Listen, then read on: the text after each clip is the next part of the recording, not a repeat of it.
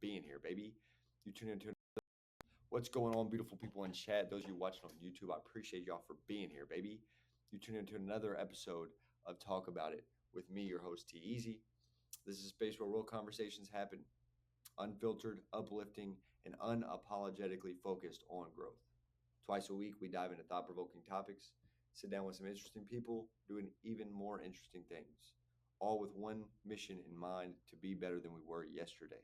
So, whether you're on the grind, you're in your zone, or you just need a little motivation to keep pushing forward, this podcast is for you. So, hit the like button, hit the follow button, hit the subscribe button, hit the share button, tell your friends about it, drop a comment, tell me what you liked about the pod, tell me what you didn't like about the pod. I'm all ears. I appreciate y'all for being here. I love y'all so much. Let's get right into the episode. What's going on, chat? Welcome back to another episode of the podcast.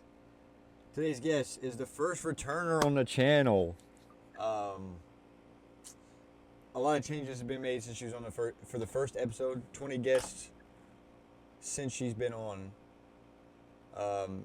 We were actually on the phone, and today's guest had something come up, so she's back for part 2.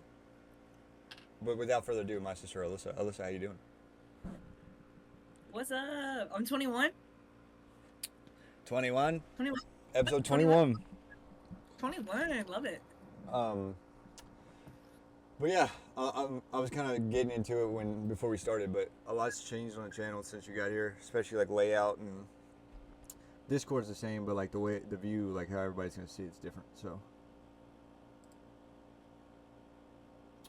I think the only ones that I've had, I think Kirsten's, something messed up with the stream when I was big Kirsten, so it's like broken up. It's because the Wi-Fi was so bad at school. But there's like, it would like, the bitrate would drop, and then there'd be like a 10-minute gap where nothing was like it was live, but it wasn't recording it. And then, so like I had to go through and like chop it up, and I hate doing edits, dude. Did you hire someone? Well, see, Ty was doing it, and then his computer died. Oh. Yeah, so ultimately, I was planning on getting a new computer anyways. I need one. So once I do that, I'll probably give him mine.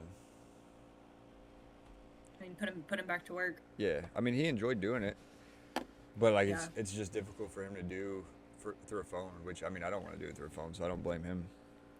No, that sounds terrible, honestly. Kind of the same. I was kind of telling Matea the same thing. She's dealing with some drama, like just now starting this business. But I told her like she's getting too wrapped up in it. Granted, it's not for the wrong reasons necessarily. Like she's trying to defend her friend who she feels like is being wronged. So like that's honorable. But at the same time, I told her, I was like, you know more than I do. When you're trying to do something good, like something that correlates to your calling and what you feel like God put you here to do, the devil's gonna put obstacles in your way or test you to try to veer you off course. And she's like, yeah. And I was like, I get it. Like I've been there. Like you want to win per se, but also there's not really any winning. Like you're trying to fight with this lady who's talking about going to court. You haven't even established a business yet. You're going to go to court before you even do your first gig? Yeah. Yeah, sometimes what do they say, choose your battles. Right. And ultimately, like, they were like, I hate to see her win. And I'm like, bro, first of all, this is a woman who named her business after, like, her name is in the business so that if somebody puts out a negative review, she can sue for defamation. Like, this is not a woman that stands on very strong morals. If that's your, like, reasoning, and, like, she's been on record saying this, if that's your reasoning for naming your business that, then you already are kind of teetering into, I'm going to do some shady stuff and get away with it. Yeah, I know. Also, I think she mentioned that it was, like, written in the wedding contract that nobody who was involved in the wedding could leave a negative review on Google, which is just, like, that's crazy. I've never heard of that before. That's crazy. Well, that's too, I think, I don't know. It just falls on the shady, like you're just a shady person. Like you're just a nasty person. What are you planning on doing if you are anticipating that people would want to give you bad reviews? But also too, I went through the contracts like multiple times. I went through them. I had Chat GPT pick them apart. There's Mm-hmm. nothing in there that says they can't. Granted, Yeah. unless I seen, I looked at 2 different contracts, and I told, and it also came down to Matea using pictures that weren't even owned by her, like it just was at her venue. Right. And she's like threatening to sue, and I said, "Here's the cut through. You remove the background of the picture and just use the 2 people in it." Yeah, for sure. Just background. Right. Listen, Canva does that all day, baby. That's what I'm saying. I was like, just do that. And then she did like a, I don't, Matea's actually obsessed with ChatGPT. Yeah. But she doesn't use it right. So like she was using it, and I was like, you're not. I was like, you're, like, I mean, you're getting a response that's good, but like you're not maximizing what it can do. Okay. Do you use it at all? Me? Oh, I love chat. Okay. I use chat for work mainly, like a lot for work, but then sometimes for like personal stuff too. But it's not like, I know some people are so obsessed that they're like I know a girl whose best friend was like asking it for like dating advice and stuff like that. Like I'm not on that level of like being chat, but like yeah, definitely it's honestly a must have in I work with a client who does digital marketing, and a lot of what we do, like when we're building content for clients or when we're going through their branding stuff, like if we didn't use chat, it would take us so much longer to do our job. Well, too, like she just kind of is like, she's using it to fill in the gaps she doesn't know. She's like, do this, like create this. In reality, you need to have a little bit of knowledge so you can put in like certain perspectives you want to add, and then have it bulk up what you put in. For sure. So like and one thing it does not do well is create like graphics, and like it one time was like, do you want me to create this like graphic for you? And I was like, sure, like give it a shot. And it was so basic, like the spelling like was terrible. I was like, what is this? Yeah, well that's still the low part. Not. Yeah, that's the low part of AI right now. But I mean, it's so effective. Never mind. Just give me the info. And the way it's laid out is it like basically runs through the internet and finds like examples and like basically like plugs them together to build something. So like if you like I use it for Matea's business plan. It's like I wrote out a business plan, like a rough scale of like what I know. Like I did that often. I mean, being an entrepreneurship major, that's kind of comes with it. So like I wrote out a rough one that was like maximize this with like longevity and like maximize expansion. And it was like a really nice scaled thing. And she was like, "You use ChatGPT?" And I was like, "I mean, not complete. Like, yes, I did, but it wasn't. Hey, create this business plan. This is combined brain power, right?" I actually just seen there's a guy, I can't remember what he did, but a buddy sent me like one of the latest episodes of the Joe Rogan Experience and was like, "You need to watch this. It broke my brain." Granted, I couldn't watch the whole thing, but it's basically a guy talking about like AI and how strong it is, and talking about like the way they test it. So like they basically like create like, they call them like ecosystems, where it'll be like a website, and then they'll drop AI in and basically like see how it reacts in the website. But you've seen Age of Ultron, right? I don't even know what that is. Okay, it's an Avengers movie. Oh, okay. So basically the premise of the movie is Tony Stark makes this software. He like gets this artificial intelligence robot, and then it like leaks out the server and like takes over like the whole mainframe. So it has all the knowledge of everything in the world because it like basically like broke the environment.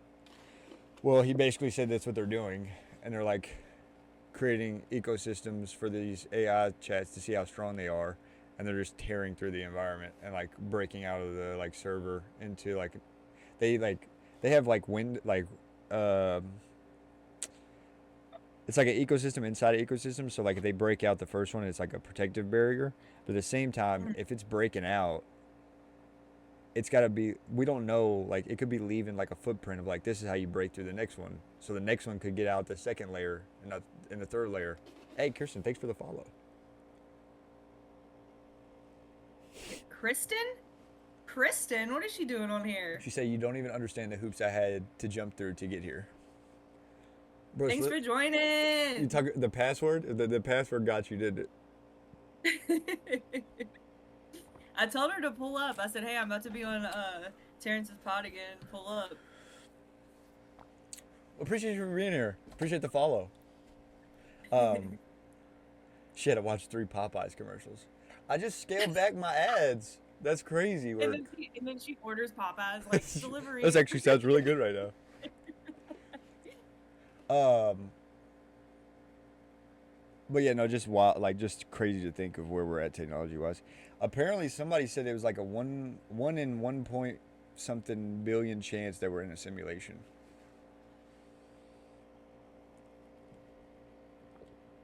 I could see it. I don't know if that's a good thing or a bad thing. You said you don't know if it's a good thing or a bad thing? Yeah, like, I mean, I know the odds. But, like, I don't care. That's why I couldn't watch it, because I wasn't interested in it. Like, is it interesting? If we're in a simulation? I mean, yeah, but, like, also, like, I hate... Oh, my God. Here we go.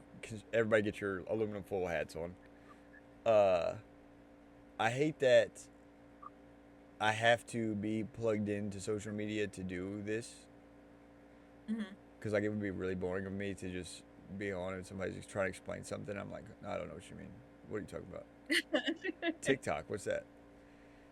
So I hate that aspect, but also at the same time, like it's just like the way that technology has grown. I mean, Kirsten knows she was born in like 1925 or something like that. But like just seeing like where we're at compared to where we were. Like I watched Dad run a business with almost no technology, and now I'm working in the same business that is all technology. Bro, I learned the other day that I was born before Google even existed. Did it make you feel old? Easy to me. It's just crazy. Yeah. Like I think that my generation is so unique because we actually and truly lived in a time before technology and then a time after. Right. So it's like we knew what life was before. Kirsten, actually, I know you're making jokes, but I know that Kirsten like exclusively had to use like encyclopedia books to, you know what I'm saying, learn things. There wasn't the option to get online and just learn whatever you want at your fingertips. That wasn't a thing that existed. Right. So I think that we have such a unique perspective on it because it's like we did not have this and then we had it and now we have so much access to so much information. Yeah. It's almost overwhelming. No, for sure. Well, also too on the tip of like nobody knew that it would be this big. Yeah, that's true. Because like when it first came around, I'm sure you heard the teachers like you're not gonna have a calculator in the real world. Yeah. And now it's like you want what math question? Okay. I have a calculator with me all day long. Yeah, literally. But like it's wild. Like just looking at like the business field and how much it's developed at. Like we'd be so far behind if it wasn't for technology.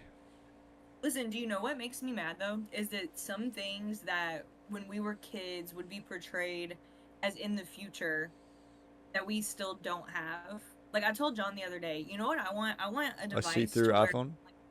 Put it in front of my face and it can like apply all my makeup for me. Or I said like a real life filter to where like my face is filtered and it looks to other people like I have a full face of makeup on, but I don't actually have to physically do it or put it on my face because I don't want to have to deal with taking it off afterwards. Like I don't want to deal with it like moving throughout the day or whatever. Like things like that should be.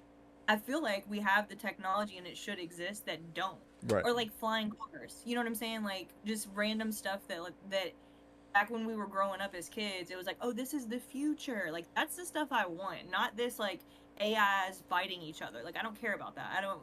I could do away with that. Can we have some cool stuff, please? No, that's fair. Well, also too, I think we're more likely to have tunnel systems instead of cars or instead of flying cars. Yeah, I saw something the other day that said that the reason why Elon created like the tunnel systems here is because if people live on Mars, then they're gonna have to like live underground there. So it was like basically like a test to see like how to do it. Well, I think the biggest thing, like he was on Joe Rogan talking about it. This was years ago, and he was talking about like the idea of tunnel systems is more effective than like a like a flying car, just because one, like, if something happens in the tunnel system, it's secluded to that. Like, if it's not going to be controlled per se. Like, you're not going to drive it, but like using it for shipping or something, where shipments get sent underground. One, it's going to be faster. Two, there's going to be less room for like accidents to happen, and then three, there's only so much surface area we have to use above ground. So it's like that kind of checks out. But also, he said in that same podcast, it'll take, like, tomorrow, if they stop selling any gas-powered cars, it would take 20 years for all gas-powered cars to be abysmal. So, like, we're so far from all electric cars. It's not even close. Yeah. Yeah, I could see that. I would like for all the semi-trucks to travel underground. Yeah. No, I mean, I think that's the idea. But also, too, going off of that perspective and, like, adding the knowledge that I've learned recently. So, like, there was a bill passed for solar power. It was like 10 years ago or something. And I just found out recently, I have a buddy that sells solar, and they, like, basically their main sales pitch is like it's a bill exchange. So, like, you sign up for solar, you don't pay anything up front. They give you a bill for $50 cheaper than what you pay. And then I was like, well, like, what, it seems too good to be true. Like, what's the catch? He's like, there's not a catch. He's like, there's a bill that was passed because our power grids can't sustain as many people that have been using them. So they passed a bill to switch people to solar. But come December, the bill is expiring and they're not going to renew it because they got the percentage or number of people that they wanted to switch to solar. So, like, the power grids are more sustainable now. Interesting. But also, on that same concept, in 10 years, it'll be the same. I mean, my generation is going to be the generation to, like, repopularize. Is that the correct grammar? Repopularize? What are you like, saying? Like, revamp the population. Oh, okay. Because there was, like, I would say, like, your generation, I feel like less people had kids than my generation. My generation is like the biggest generation of not having kids. Right. But also, too, I think there's a reasoning for that. So, like, Kirsten's generation, our parents, there was some big event that led people to have more sex, I guess. I mean, they talk about, like, 9/11. 9/11, we go to war. Usually war means, like, a fluctuation in population because people come home from deployment and have sex and they get pregnant. Just kind of how it goes. Like, you look at, like, World War II was really big for that. World War I, there's always fluctuations in population whenever you go to war or something big happens. So there was, like, a down period where there wasn't really wars. Like, there was national conflict. There was always going to be some form of conflict. But there was, like, a drought in babies. Granted, we're nowhere near that as hurt as China is.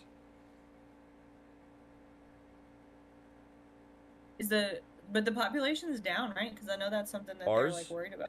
Okay, yeah. Yeah. I mean, nowhere near as bad as it is in China. I don't know what China's plan is on that, but I mean, China made it basically where you can only have one kid, and everybody wanted boys. Wasn't that due to overpopulation, though? Yeah, I think that was part of it.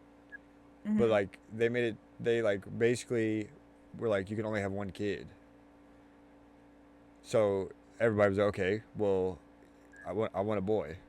So everybody had boys. Well, you can't really repopulate with just boys.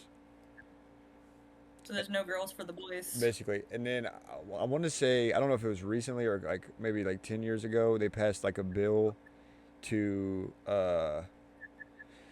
correct the drought in population by giving financial incentives to people who had more than one kid. So, like, they're trying to fix it, but also it's not something you can fix overnight. Right. Takes at least 9 months, I suppose. Yeah, literally. Dude, I'm talking people's like, yeah, I got a 1-year-old, a 16-month-old. I'm like, bro, what? You're wild, bro. Yeah, some people are like that. I never understood it. I feel like that's a little bit crazy, but I guess if that's what you want to do. I know somebody who had a baby right, like literally as soon as they got home from the hospital, and I'm like, how are you even having sex at that point, bro? You're wilding. I feel like you probably shouldn't be, but Like, again, like their do baby what was you. like 4 or 5 weeks old, and they were pregnant again. That's crazy. But That's crazy. also too, that's Why part are of y'all the so horny? Stop yeah, that. literally. But also, I want to say that's one of the like most fertile times in a woman's life is when right after she gives birth because her hormones are Right just all after. over the place. Noted, I suppose. It's the same concept as like Women periods, though. I guess. Could you imagine having two EVs like back to back?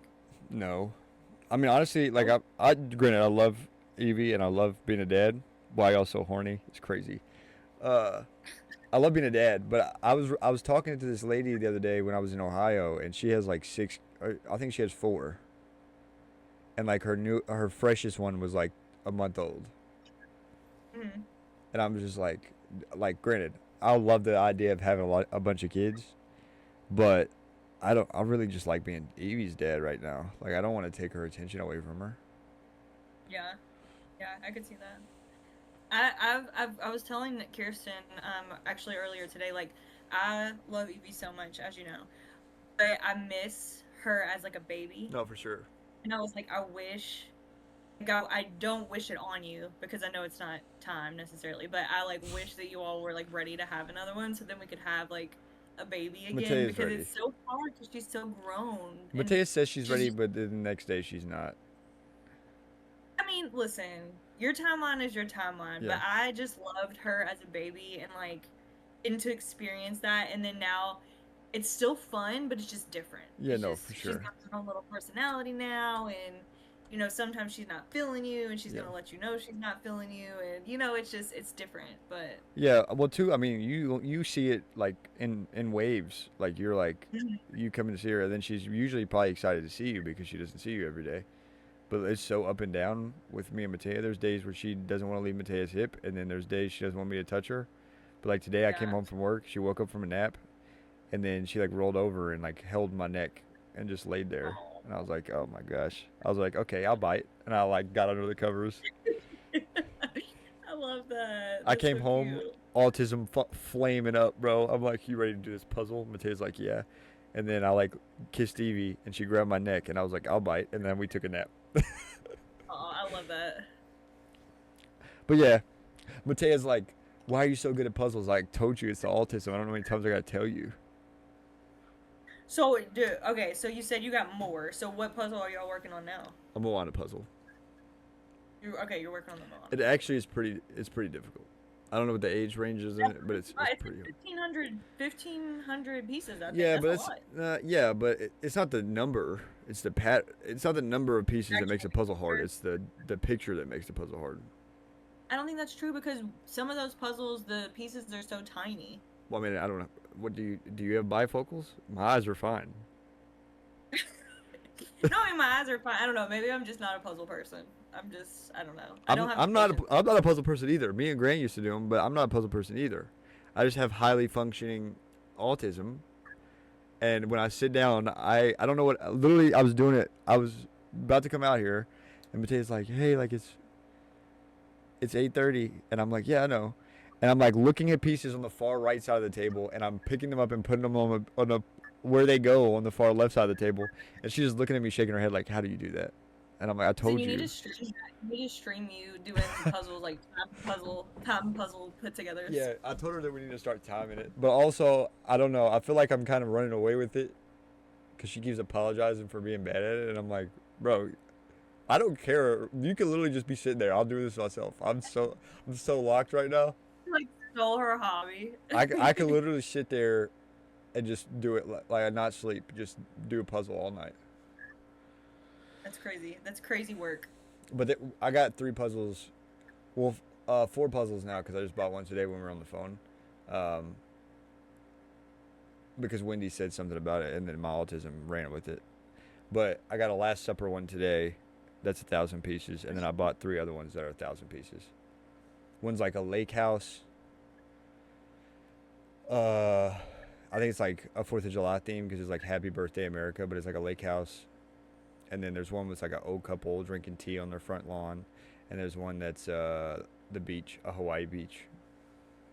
So I'm assuming that one day in the future I'm gonna come over and all of your artwork on your walls is just gonna be a bunch of puzzles. Yeah, y'all put that's together. that's the plan. She's gonna we're gonna finish them, and then she's gonna what's that called? Mod Podge. Yeah, Mod Podge it. Yeah, that's gonna be sick. Yeah. You just get you some frames. You should tell her she can get some good frames from the Goodwill. I'm not even worried about framing them, but I just told her to look. This is what I said. Gonna nail it into the wall. This is what I said. Get some cardboard and glue it to the cardboard, and then we'll hang them on the wall. Just have it back. Yeah. I mean, we're command strip heavy. Do y'all be nailing stuff in the wall, bro? Oh yeah, you see all that shit behind me? That's nailed? Oh. Yeah, buddy. No, bro. Well, it's like we use like where you put the you drill a hole and then you put the anchor in and then you put the screws in.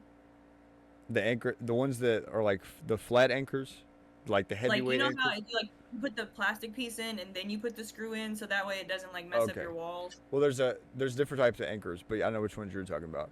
I use one for the TV, bro. They're sick. I'll never not buy them when I'm trying to mount a TV again. It's like a metal bracket that like swivels on a zip tie, and then you drill a hole and you slip it in the hole, and then you like pull it against the wall.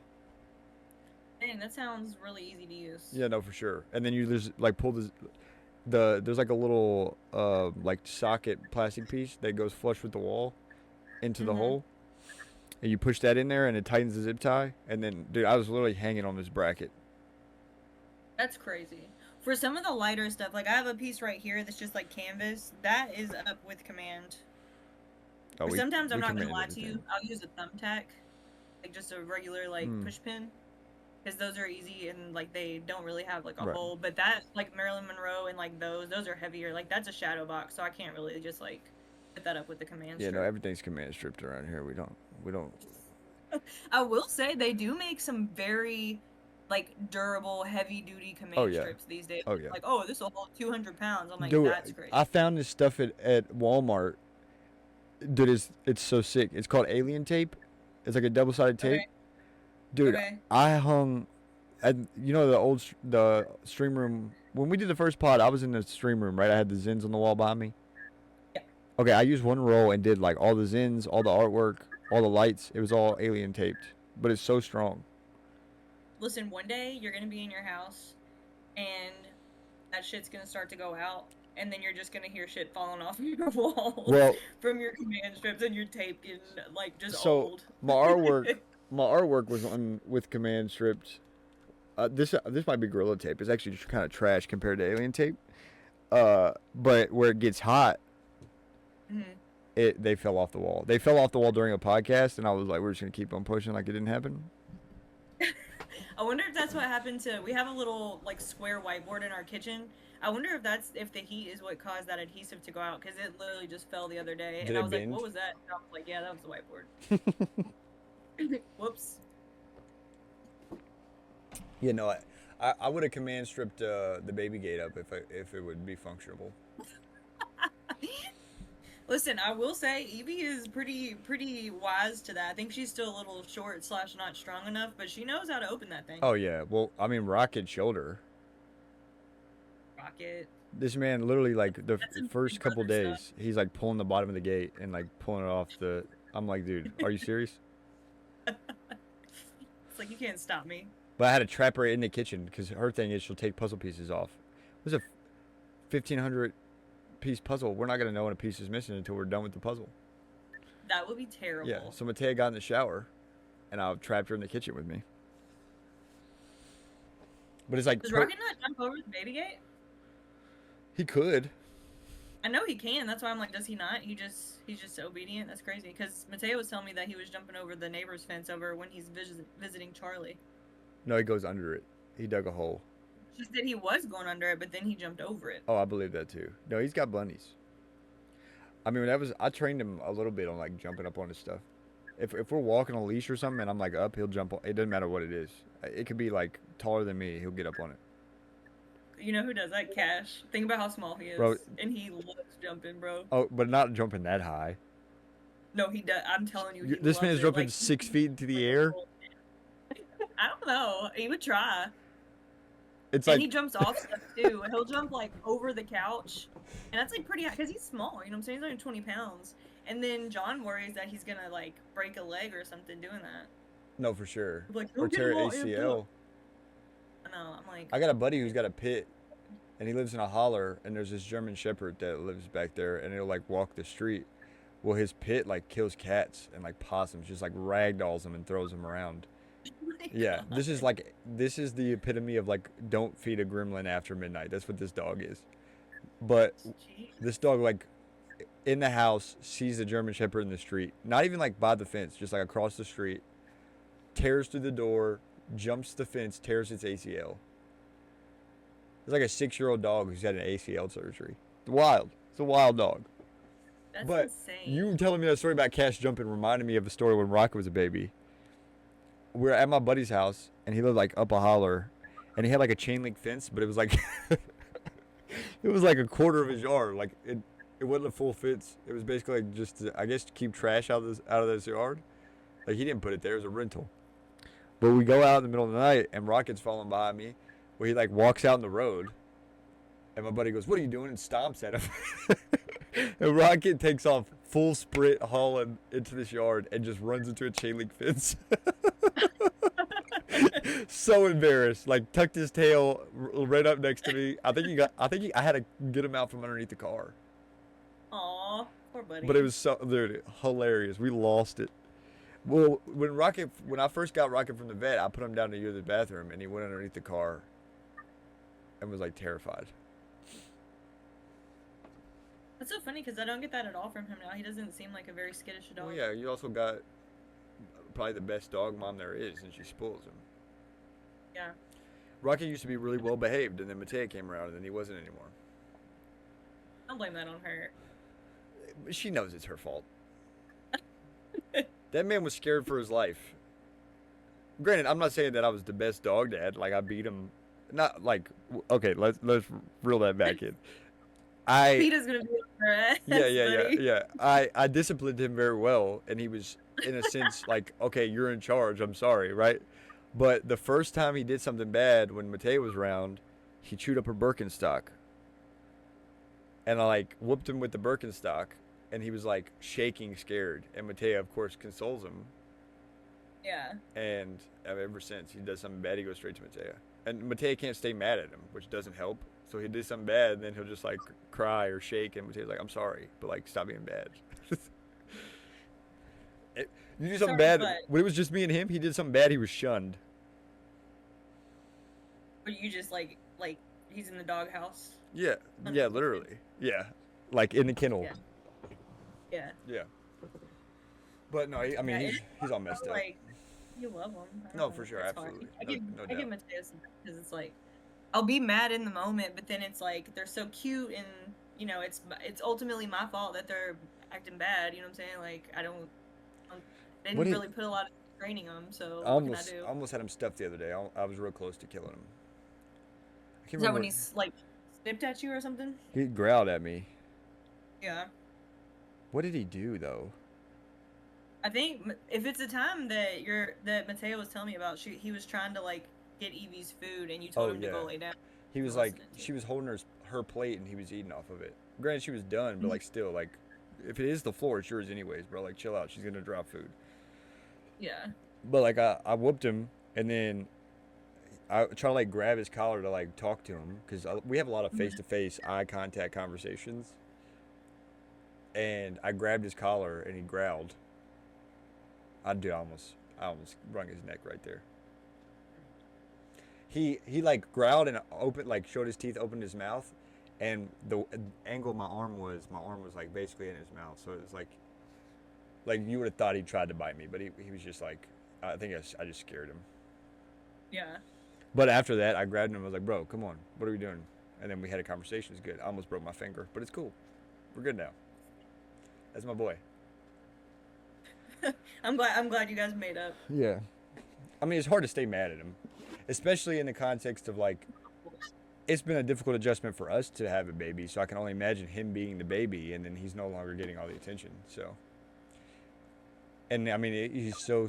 I think Matea messed him up more than me, because like there was times where we didn't really like we were just kind of in the same room, but we weren't like spending time together. But like there was a large like when Matea was pregnant, they would take naps together, and they were just constantly together. And then she was no longer focused on where's Rocket. I'm trying to take a nap. She had to take care of Evie. So I'm sure in some way he feels neglected, and I feel bad, but also at the same time, like I try to take him over to Wendy's and Matt so he can play with Charlie and get him out of the house a little bit at least. Yeah, I feel like it's just about him finding his new place with the new family, you know, figuring out where he fits in. And I think it'll get better as Evie grows too and gets older, because I don't know, right now I feel like it's kind of, one, to your point, like it is all about Evie, but then also like since he's so big and she's so small, it's like you have to be more mindful about what's going on versus when she gets a little older, like they'll be able to play together more and it won't be as big of a like, watch out. Like he almost knocked her over several times when we were over there last. Yeah. Knocked me in the face with his tail. He doesn't know how broad, like he's a broad dog. Like he's not very tall, but he's broad. So like he'll try to shoot gaps that are way too small for him too, and they'll like knock her over, bump her. Granted, she's resilient, she's good, but it's like, bro, you gotta calm down. Like she could get hurt. Exactly. I mean, he almost. I think we were playing in the yard one day. I had him all riled up. We were having a good time, and I like looked at Evie as I was walking, and he like comes barreling towards me and almost takes out my ACL. I was like, bro, if I'm in a knee brace because you tear my ACL, we're fighting. Also, all the athletics you got through. That's what I was about to say. Literally, I've had one lower body. I strained my Achilles that one time. That's the only lower body injury I've had my entire career. Rocket's the one that does it for you. Just I'm mad I beat a 26-year-old in knee brace. What'd you do? Oh, my dog ran through my knee. Honestly, that's what it's like being an old person, though. For real. I can't tell you how many times I've tripped over them because Carter will get way too excited when it's time to go outside, and she'll, like, try to run ahead of me. And sometimes, man, like, my old body, it's not as reactive as it used to be. So one day it'll come, and I'll trip over her, and that injury will be a hard one. I think if that's JT, I appreciate the follow, brother. What's going on? Yeah, no, for sure. But again, so much love for that boy, man. Got me through some dark days. First baby. Well, not your first baby, but your first baby. No, my first baby.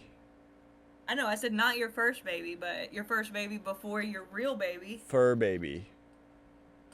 My first baby. FURIST. Yeah, no, for sure. But also, too, I think he kind of changed in the sense of he still likes kids. Like, kids get him excited, but Evie doesn't get him excited. What does that mean? Like, so, in like, a bad way? The first time we took Rocket on a walk, me and Matea, this, like, 1-year-old came up. We were at the park, and Rocket, like, sits. He's being super good. The baby pets him. The baby leaves. Rocket gets so, like, excited. He, like, runs us around with a leash. Like, he just loves babies. But he doesn't do that to Evie. It's a resentment. It's a sibling thing. He's like, you took all my attention. But, like, babies come to the house. He loves playing with them. Loves playing with the kids next door. He does seem very much like a big brother when he's around her. Yeah, he's like the way he acts towards her and the way he acts towards, like, us. Like, when me and Kirsten were there, he was like, play with me. Like, don't play with me. Like, play with me. I was like, oh, this is, like, you are really acting like you're the big brother. No, for sure. Yeah. No, absolutely. I mean, he is. But, and, like, even, I think a lot of factors play into how dogs take babies. I think, one, it depends on the breeds. But, like, 2, it depends on, like, the age of the dog with the age of the baby. Because, like, you could raise a puppy and a baby together and they grow up best friends because they just know each other. They take naps together. They play all the time. They're small at the same time. That seems like a really challenging thing to do. Honestly, I was thinking about it the other day, and here's my thing. I don't think it would be as challenging. Okay, here's my logic. With, like, anyway? Yes, but here's my logic, okay? So if we were to... Because Matea, when we literally hadn't even been here a month, and she was like, okay, I want a baby or I want a dog. And I'm like, let's pump the brakes. We haven't even been here a month yet. I was like, you can either have a dog or you can have a baby. We can't have both. But in my head, it makes more sense for us to get both at the same time. Because I can only do so much as a dad in the first month of this baby's life, anyways. I can house train a dog in a month. But if you play into like the lifestyle of new parents, you don't leave the house. And granted, some people do it, but I'm not the person to be like, oh, I just got a new puppy. Here, watch it while I go do this. Right. Yeah, usually you are there to right. do what you gotta do. I mean, granted, I've done it, but also it wasn't like the circumstances were different. Like, it wasn't like I had my own house. I lived in a dorm room, and people volunteered. It wasn't like, hey, will you watch this dog while I like go and have fun? That wasn't the case. You were out partying, left your dog behind. Well, I did that a couple times at Kirsten's house. Terrible dog parent. Yeah, I did that a couple times at Kirsten's house. I remember you destroyed a roll of toilet paper because I put him in the bathroom and left him. But I think I went somewhere with Kirsten that we couldn't take a dog. Probably. But, you know, now I have a house now. There's no point in me being like, hey, will you watch my dog so I can, like, go on vacation? So, like, yeah, he did. Rocket's peed in Kirsten's house quite a bit of times. But the way I see it is, it would make more sense. Like, it would give me time to house train this dog along with give me something to do when I can't help with the baby. Whose dog hasn't peed in Kirsten's house, though? Valid. I mean, your dog's peed in Kirsten's house so much that you put him in diapers, so... Oh, Cash told Yes, yeah. She said, do you remember Cash peed on her at Thanksgiving? Yes, and then Carter peed on her couch, and then they had to leave, and they have never been back because they were so bad that day. Yeah, at least Rocket peed on the floor. Yeah, they're very... Also, hot take, but I'd much rather clean up poop in the house than pee in the house. I guess it depends on where it is. Because cleaning up pee from carpet is terrible, but if it's like pee on the kitchen like vinyl, I don't really care about that. Okay, here's Cat that he'll pee on like the wood floors, and that is a hard no. Yeah. So Yeah. You know. Well, this is my thought process. I was living in every building I lived in when I was in Pikeville was slanted, and Rocket's not a small dog, so when he pees, when he pees a gallon.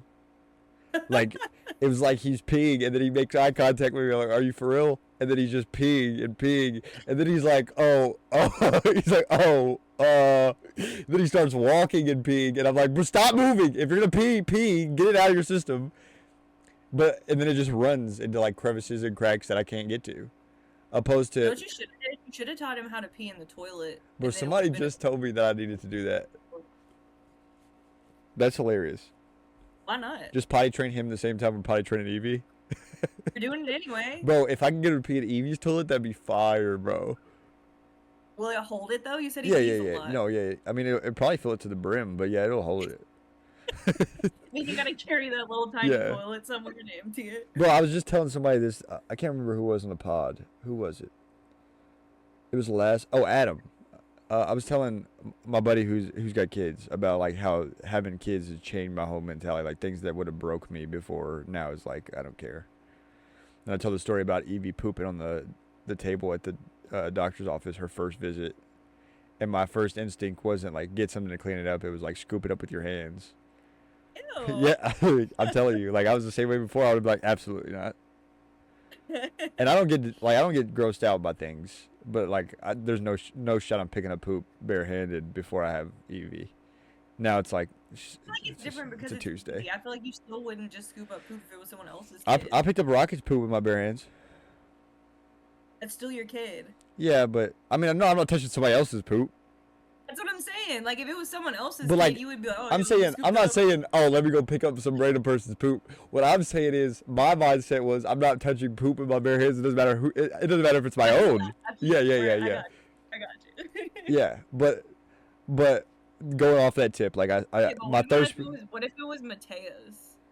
I mean, I guess that's kind of what I signed up for. Okay, so that would still. Yeah. But also, here's my thought process. This is what I think of. Granted, I don't care. Like, if Matea needs me to wipe her butt one day, I'll wipe her butt. No problems. I mean, it's not like I haven't seen it. But my thought is, I've wiped my butt before and gotten poop on my own hand from my butt. And I'm like, bro, that's disgusting. So how would I feel if it was Matea's poop on my hand? Listen, since we're on this topic, I heard this guy the other day talking about how we need to like normalize bidets. Because he said, if you think about it, if you got poop anywhere else on your body, you wouldn't just wipe it off with a dry piece of toilet paper and call it good. Like if you got poop on Like your you arm, wash your hands. Yeah. you would wash it. So he Yeah. was like, why are we okay with taking this just It's a dry good piece of argument. paper, wiping our butts with I just it? don't know how I feel about a stream of water hitting me in the butthole.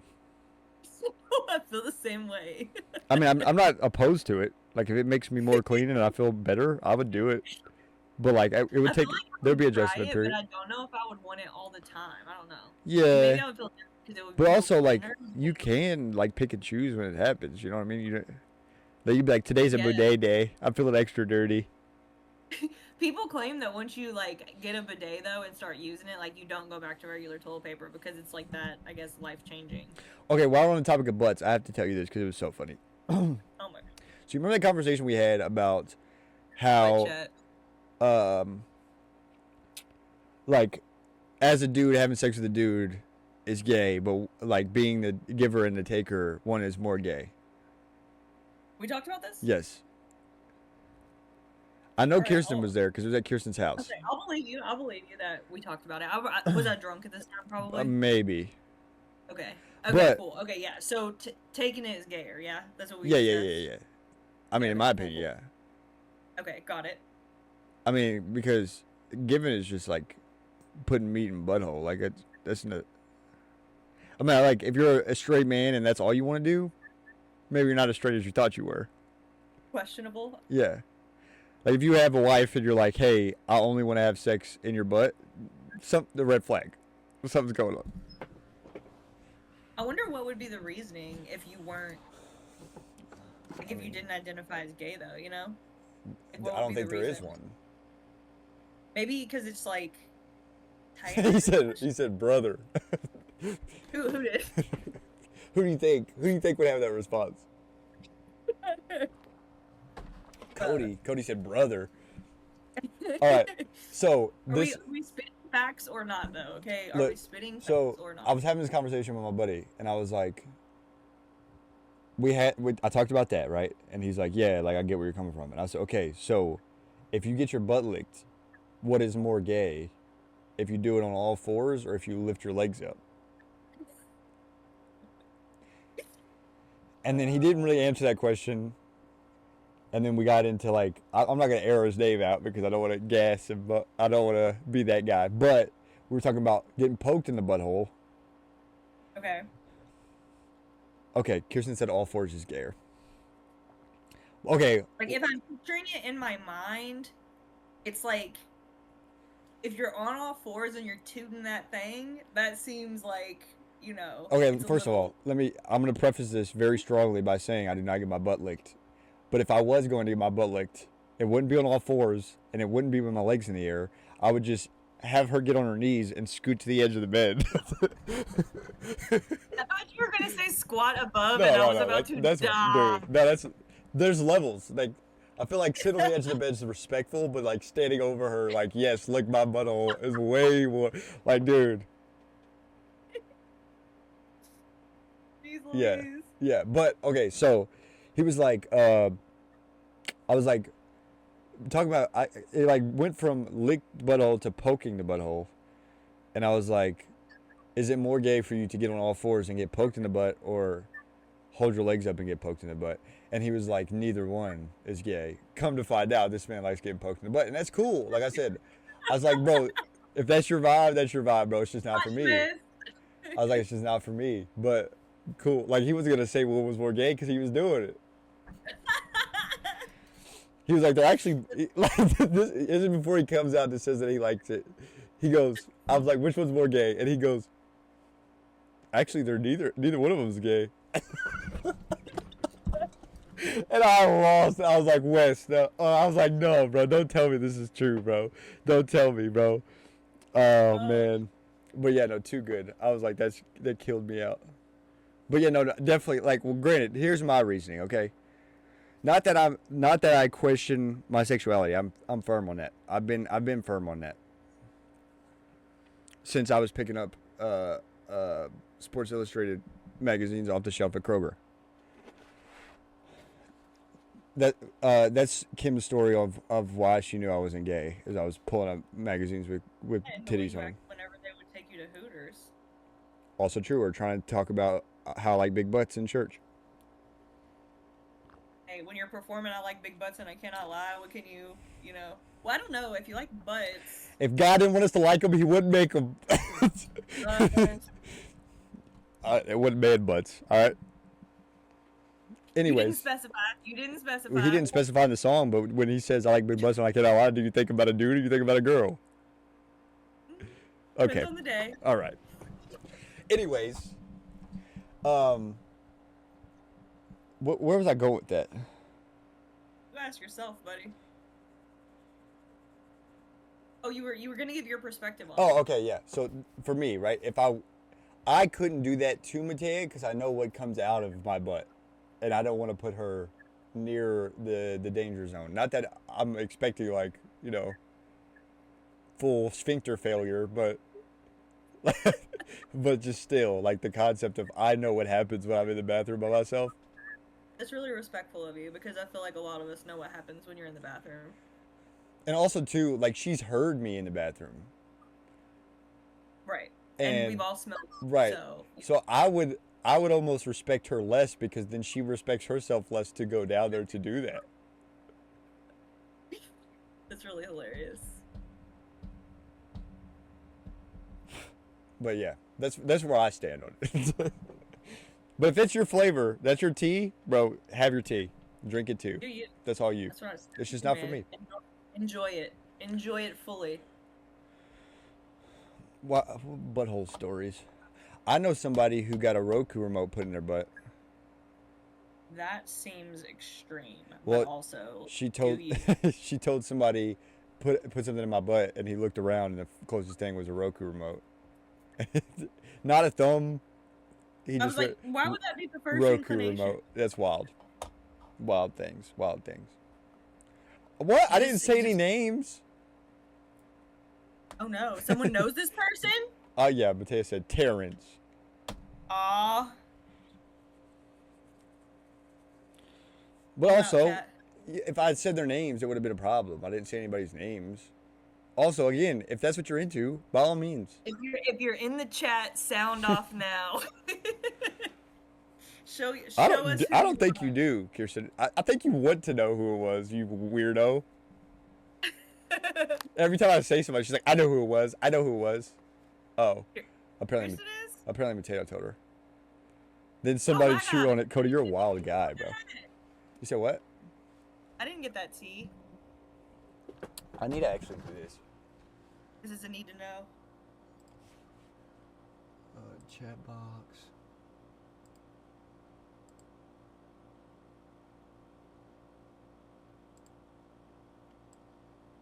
Okay, I need to do this for YouTube.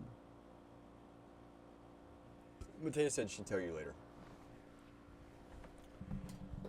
But yeah, I got chats on the screen now, so when people watch on YouTube, they can follow what the chat's saying.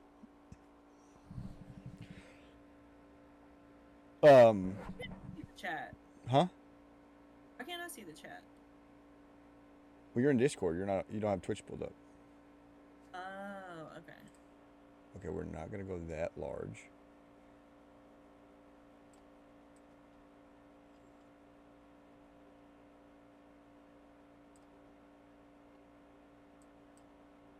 Gotta work on placement here.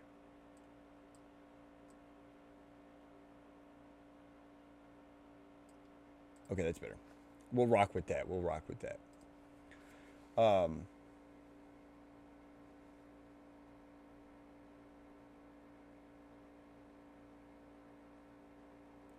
we're good.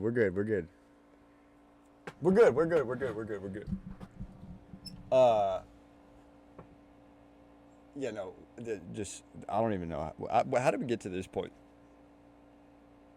Oh, talking about poop.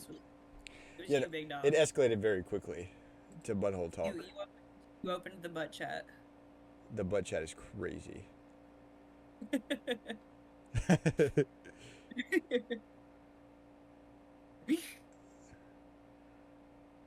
Kirsten said, imagine the three of us on a pod. It'd be crazy.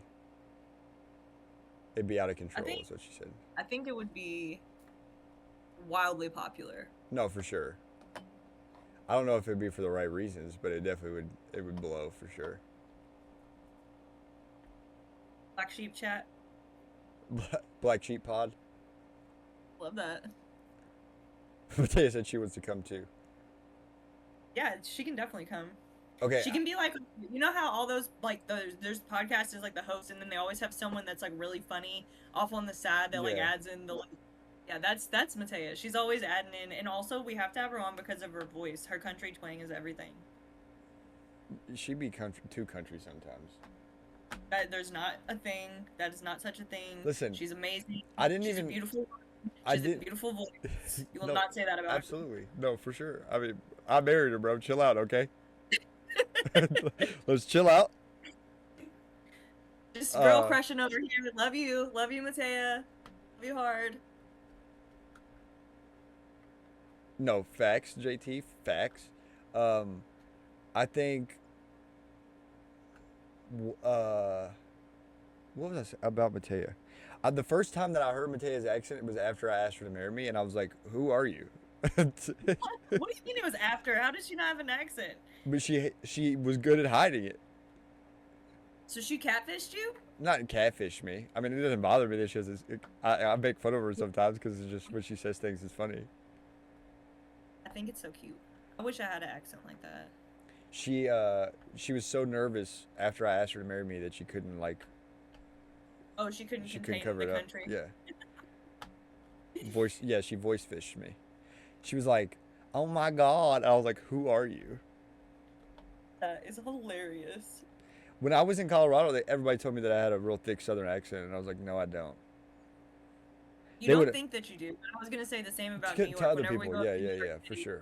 Like, you're like, they'll ask us to like say stuff again, or they'll like laugh after we say something. Actually, I was just in Cincinnati, and I said something to one of my clients, and he had to like pause to like take it in. Process yeah. And he was like, I wasn't ready for that, and I was like, so sorry. I guess sometimes it just slips out. No, for sure. Well, one thing that I've found is like the Louisville accent's different. Like people are like, no, you don't have an accent like somebody from Pikeville, which I would hope not. Like rural Kentucky, yeah. But like we mash, especially I mean me for sure. I granted it probably has a lot to do with like who I hung around, but like I mash a lot of words together when I'm talking. Also, you said Pikeville wrong. How'd I say it? They say Pikeville. Yeah, no, I just say Pikeville. I met a lady who was like from Pikeville the other day when I was at the Goodwill, and the way she said it, I was like, she wasn't from there, but she had like lived there for a while, and I was like, you say it like a local, like you say it like you were born and raised. Well, there's a guy that came when we watched Theo. One of the openers, like, made his whole bit about like trash in Pikeville and how he says it. He was in Pikeville? Yeah. But like I think we bought tickets the day of, and then the first opener was really good. He came out wearing a U-Pike shirt. It's hilarious. The second, also Theo does this thing when he goes to small towns. He just like goes out and roams around the city.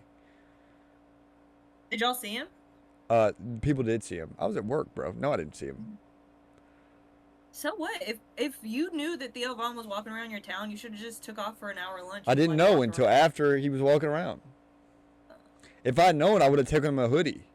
Imagine him wearing some Be Better hoodie, a Be Better hoodie. That would have been fire.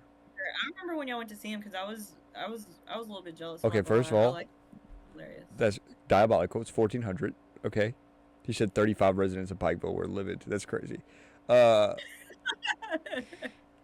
yeah, no, the second opener was so bad, and he just kept like pronouncing Pikeville wrong, intentionally, and like almost got booed off the stage. Like people were booing him.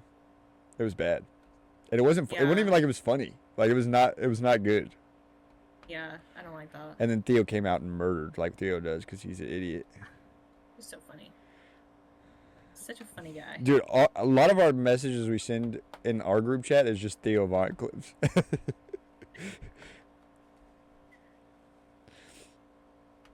But I was going to ask you before we got distracted by... Or no, I was saying I mashed a lot of my sentences together. Like I'll mash words together. So people struggle hearing, like understanding me not because of my accent, but because of how I like mash words together. Is that because you like have an inclination to talk fast, or? I guess. I don't know. It was just kind of like chopping it up. It's just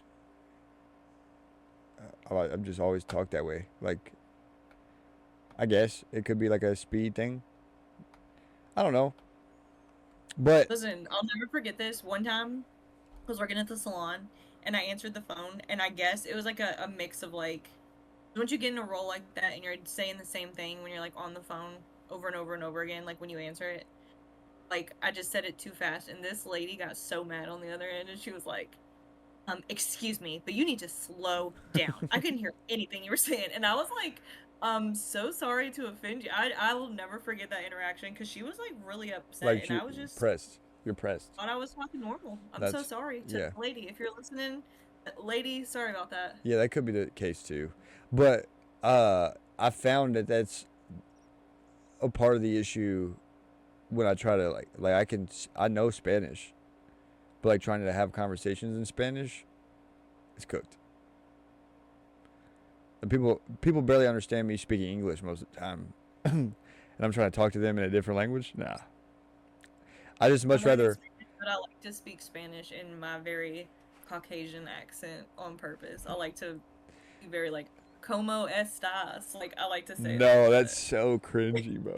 What's more cringy, doing it in like an overplayed American accent, like American English accent, American I accent? think American, yeah.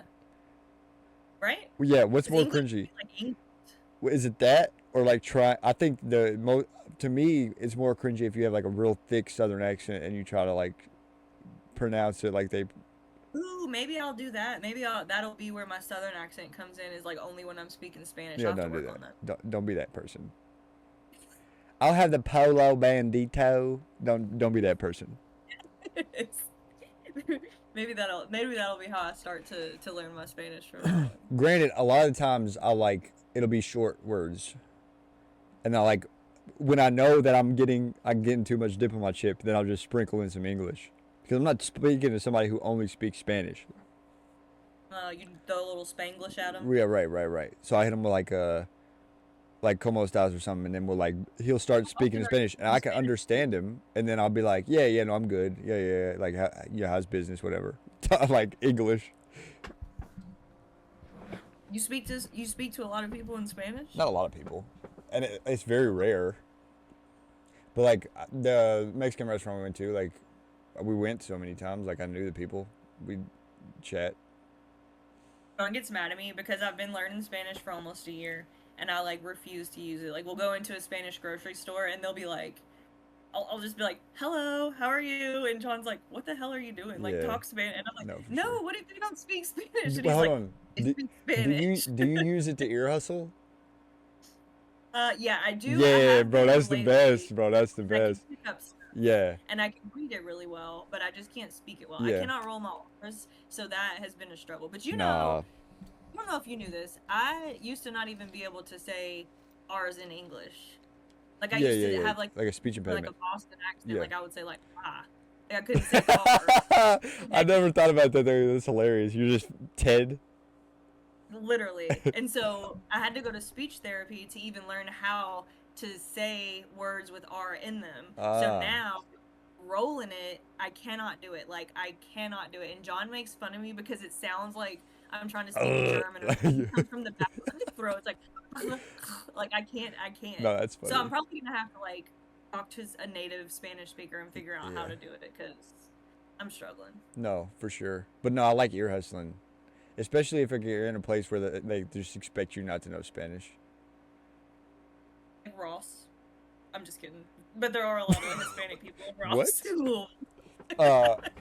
No, like so. Some kids, I busted a party when I was working at U-Pike, and it's like a whole bunch of Latino students. I know. But it's a whole bunch of Latino students, and I get in there, and they're just all speaking to each other in Spanish, and I'm like... And they was calling you bad words and stuff? Oh, bro, they were... Not even me. They were dogging public safety, and we left, and I was like, bro, they were doing y'all bad in there. So then I had to like run them through everything they were saying. And then of course they're like, you put that in your report. And I'm like, okay, now I got to write a 2-page report. And type it all out in Spanish and then tell them what it means in English. Great. I should have just left it. I should have just walked out like, I heard you. I know what you were saying. Good job. Oh man. But That's what you get for busting the party. Or like an elevator. I'd be on the elevator a lot with like Latinos speaking, like Latinos, and they'd be speaking, and I'm picking up with their conversation. Always like the wildest. Like catching an elevator conversation is always the craziest thing. Because it's random, or? Yeah, no, for sure. But also like you don't have any context. Like just imagine like you're getting on an elevator and somebody comes in there on the phone. It's just like right. Okay, you're but it's different in the sense of somebody who's speaking Spanish who doesn't think that people around them understand. They don't care what they're talking about. Listen, this is semi-related, but me and Kirsten like to ear hustle at the pool because they be talking about wild stuff, and it's not in different languages. But the last time we went to the pool, these girls were talking about some girl that they know and how she was like, they were like, she's not ugly, but she's not all that, you know? And we were definitely just like cracking up, and these girls are having a full-blown conversation about some girl that apparently they did not like. So that's always a fun time. I love my life. But yeah, no, just like, imagine getting on an elevator and somebody's like, yeah, I don't even care, I spit in her butt. And you're like, what? Wait, what? You should respond. You never respond to these people. You should like chime in. Their language. Man, I should have for sure. Pop off sometimes. They would be so, dude, I could have got one girl bad. She was talking to her homegirls back home. She's talking about this boy. I could have said something. She would have been so embarrassed. You should have. That would have been so funny. I should have told her, like, maybe it's not the boys, maybe it's you. And then just got off the elevator. They would have been so confused. Like, what the hell? This white boy? Yeah, no, literally. Well, also, too, I'll run into, especially when my hair was super long, bro, people would just stare at me. Like, what are you? Not what are you? No, literally. Especially, like, once I went outside and got tanned. Because, like, now I have a pretty nice tan. But when I was at U-Pike, I was just in the office all the time in a cave. I never saw any sunlight. So I was like super pale, but like beard was all grown out, hair was long, and they're like, "Are you Middle Eastern?" And I actually was learning Arabic for a while because I was trying to play into that. Like, yeah, I am. But that it didn't go very long. Everything's backwards. It's so hard to read. Another language that's hard is Greek. John was trying to learn that before we went to Greece, and it was a little bit difficult. Yeah. There's a lot of stuff that's fairly straightforward. Like, I've dabbled in a whole bunch of different languages. What is it? Like Haitian Creole. What about Mandarin? Or French Creole. Mandarin is cooked, bro. Mandarin's so cooked. Did you try Mandarin? Well, they say English is, but we're kind of blessed in that sense of that's our first language. True. And English is a stupid language, so that makes sense. Well, let's ask the professional. We're here with Kirsten Kristen. We're here with Kristen. If you think about it, though, it is stupid. Like, the When? There, and there. Yeah. You know what I'm saying? Like, all the different things that we have that are just, like, unnecessary and make it harder for people who aren't, you know, fluent to learn that. Kirsten agreed that English was the hardest to learn. Yeah. Thanks, professional. Thank you for your advice, for your input. Thanks, field agent. But yeah, no. Did you try to learn Mandarin? Me, no. Bro, it's so cooked. So like, you know how Duo you can select like start from scratch or like see what you know. Mm-hmm. I made the mistake on Mandarin to like see what I know. Like maybe I picked up some words. How would you know anything? When? Honestly, I probably have a better chance of knowing Japanese than Mandarin, just because I've watched anime. Japanese? So like I can follow an anime and know what they're talking about and hearing what they're talking about, reading the subtitles. So I probably know more Japanese than I do Mandarin. But the cockiness in me was like, yeah, like I probably know some Mandarin. And then it's like asking me to pronounce things, and I'm saying them how they're said, but it's not registering that I'm saying them. And I'm like, me trying to roll my R's, it's like, nah. I'm nah, like, okay. That ain't it, sis. Yeah, so how does that work on Duo? Like, does it not? Is it for like an R you have to roll? You just like say it, but it doesn't register it, and then you register the rest, and then you hit done, and then it's like, ding, you got it right. Yeah, and sometimes I can get close enough if I say like, I'm not even gonna say it. I'm not gonna say it on stream. That's fair. So first, did you see that Duo has chess now? Yeah, I'm actually doing that too. Are you? I wanna learn. I think I'm gonna start it. Yeah, no, I've heard a lot of things about like. She said, "Say pero." I'm not. I won't. It's so embarrassing, y'all. No, listen. This is like. So I was in advanced Spanish in high school. But granted, I didn't really have to learn anything. Dude. Okay, so I had a 3.9 in GPA. I didn't do anything in high school. 2-sport athlete. I didn't even have to show up half the time. Okay. I was in advanced Spanish, and all we had to do was basically be there. Like, when we cheated on tests, of course. But the only like stipulation of being in advanced is you couldn't ask questions. Wait a minute, Kirsten, this is me looking at you. What a life. Why did we go to manual? Do you know how much I had to do? You know how hard I had to earn that freaking diploma? All right, carry on.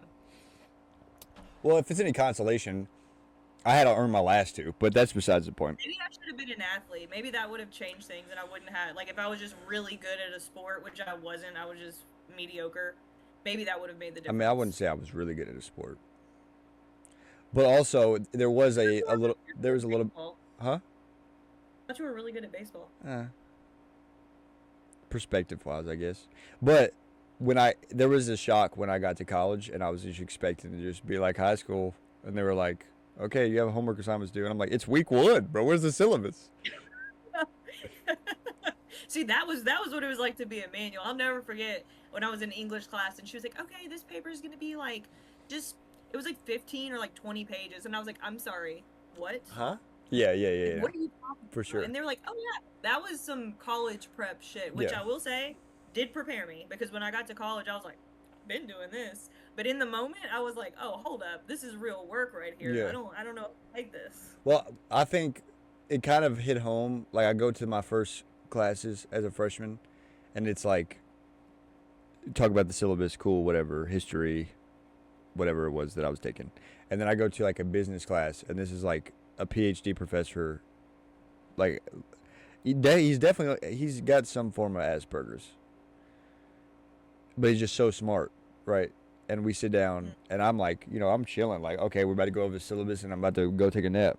And then he's like, all right, so this is, I expect you to have all the lessons read before, like the chapters read before the week of class. And I'll give you grace in the first week, but we're getting right into the lessons. He was like, you pay to go to school. I'm not going to waste your money. And I was like, wait, whoa, pump the brakes, big fella. And then also he messed with my ADHD. That's honestly one of the reasons that I went and got tested. He made it so bad because he'll like be given a lecture, and then he'll like correlate something in either macro or micro or operations into like his real life, and he'd start talking about like, oh yeah, I was in Idaho and I was a potato farmer, and then he'd go through this whole story, and then he'd jump back into the lesson, and I'm like, wait a minute, potatoes. I love potatoes. Yeah, I'm diagnosed with ADD, not the tism. Okay, yes, the tism, but not full-blown tism. Why does nobody know this? I got diagnosed when I was in the master's program. Yeah, I definitely didn't know this either. I don't think you told anyone this. I mean, it wasn't that big of a deal. I've dealt with it for, 20-some years. I learned my own way of learning. I would have treated you differently. Oh, would you have? What, giving me busy boards to do at the dinner table? Give you some fidget spinners. Yeah. Honestly, you would think that I would have got really deep into that fad, and I never did. Not for you? No. Puzzles. Yeah. Big puzzle guy. I want to see how fast I can do one upside down, like flat on the table, like do the backside. What? Like the upside down pieces? Like you flip, you take, like, so you have the picture, right? Like all the pieces are face up, and then you flip it over, and you do it the back side of the puzzle. So it just looks like cardboard. Yeah. Or they make like, or they make like all, they make all like, it's like white. They like have different just solid colored puzzles. You've never seen these? I could do it. I'm gonna have to look into it. Yeah, they make blank puzzles. The math's not mathing in my brain right now. It's just like based off the pieces, bro. How do you think a puzzle works? Yeah, it makes a picture, but it's deeper than a picture, bro. It's shapes that go together. What are we talking about? Oh god, I've done a few puzzles in my day. It's been a while. I'm not gonna lie to you. Were they less than or greater than 30 pieces? You know what's funny? I was looking at puzzles with Matea, and we were like in the baby section, and the pieces had like a knob on them, and I was like, "Oh, get this one!" And it was like only six pieces. I should do a speed run stream where I just speed run puzzles, bro. That would be hard. Listen, I'm gonna be honest with you. I would probably watch you do timed puzzles over watching you play video games on stream. No. I'm not even gonna lie. Dude, I really might get into it. Way more entertaining to watch bro, you, like, what if I did like, I got like 4-piece puzzles all the way up to like 2,000-piece puzzles. You say 4? Yeah. Those are for me, bro. Don't take all those. I need those. Okay. I will do them in 2 seconds, and then I'll give you the puzzles. But yeah, ones that say, bro, like, puzzle streams, those are mine. just like talking to chat as I'm doing a puzzle. But also, yeah, but here's the thing, Call of Duty's hard to like build rapport with chat while you're playing the game, because you have to be like, it's one of those games that's so fast reflexes that if you like look away, you're dead. But I know my autism, and I don't know how well I'm gonna be able to talk to chat when I'm over here bent at the waist looking at puzzle pieces like, this goes here, this goes here, this goes here, this, like, you seen that what meme is that? It's like the meme where the dude's got like the algebra problem written above his head, you know what I'm talking about? It'd be like that. Like, I'm over here calculating, okay, this piece goes here at like a 90-degree angle. And listen, I just thought of another thing that I would watch. If you played Call of Duty, but instead of playing it on a video game, you and your bros play it in real life, but you use laser tag guns. That'd be hard to stream. Also, you know how much a streaming backpack costs? I don't even know what that is, so no, I don't. It's basically like a Wi-Fi router in a backpack, so it gives you like a steady connection. Oh, okay. But like one that's like good, that like streamers use. Or like, lit though. If you had like a full laser tag course, and no, then you're just out there. No, absolutely. But we're talking about like $35,000 for a backpack that has Wi-Fi capabilities. Listen, you got it. You got a totally. Big boy I'll take a business loan out. We're fine. Yeah, I mean, you can do that. It's a write-off. Okay, business. I wanted to ask you, I feel like, especially like tonight, like you went and did an event and then you came home and got right on stream. How do you manage, like, how do you and John manage y'all's relationship being so busy? Well, number one is communication, and he's big on like just knowing what's going on. Like, he doesn't care what I'm doing, and he's like very supportive about like the events that I go to, but just knowing in advance where I'm going to be and like when, because we do live our whole lives together because we're best friends, but specifically like dinners every night. Like, we usually have dinner together every night. So tonight was an exception to that because he actually was doing some work on somebody's car while I was at this event, and then agreed to be, on stream. So it was like back to back to back. So tonight it was like I grabbed food on the way home, saw him in between, like just for a quick kiss, and then jumped right on the stream. So communication is key. But honestly, I try not to do a lot in a week. Like, I try really hard. I'm like a homebody. I'm like an introvert. Same. So, and I learned that recently about myself. I thought that I was extroverted, but I'm actually really introverted. Like, I do like... The yak was talking. Yeah. Right. I do like doing these things, but in moderation. So It's like tonight I went to this event. Had a great time. It was so like motivational, met a lot of great women and some potential new clients, but I don't want to do this again for another like 2 weeks. Would So you that's say, another thing. It's are you my schedule. you think you're ambiverted? What does that mean? So ambivert's like you could be extroverted, you could be introverted. It just depends on your mood. Definitely. But I did see recently that introverts, like being introverted doesn't necessarily mean that you don't like going out and doing things. It means that you're in your head the entire time before and after, which I just didn't realize. And that's very much me. So like going into an event, I have to like hype myself up. I'm usually not like feeling it because I don't like I'm also a Cancer, so I'm like a crab. So if you think about like my shell is my home, like I want to always be inside of it. I don't want to like go out and do things, but sometimes you have to. Well, crabs aren't turtles. But they have like their little shells. Exoskeletons. Yeah, okay, I get what you're saying though.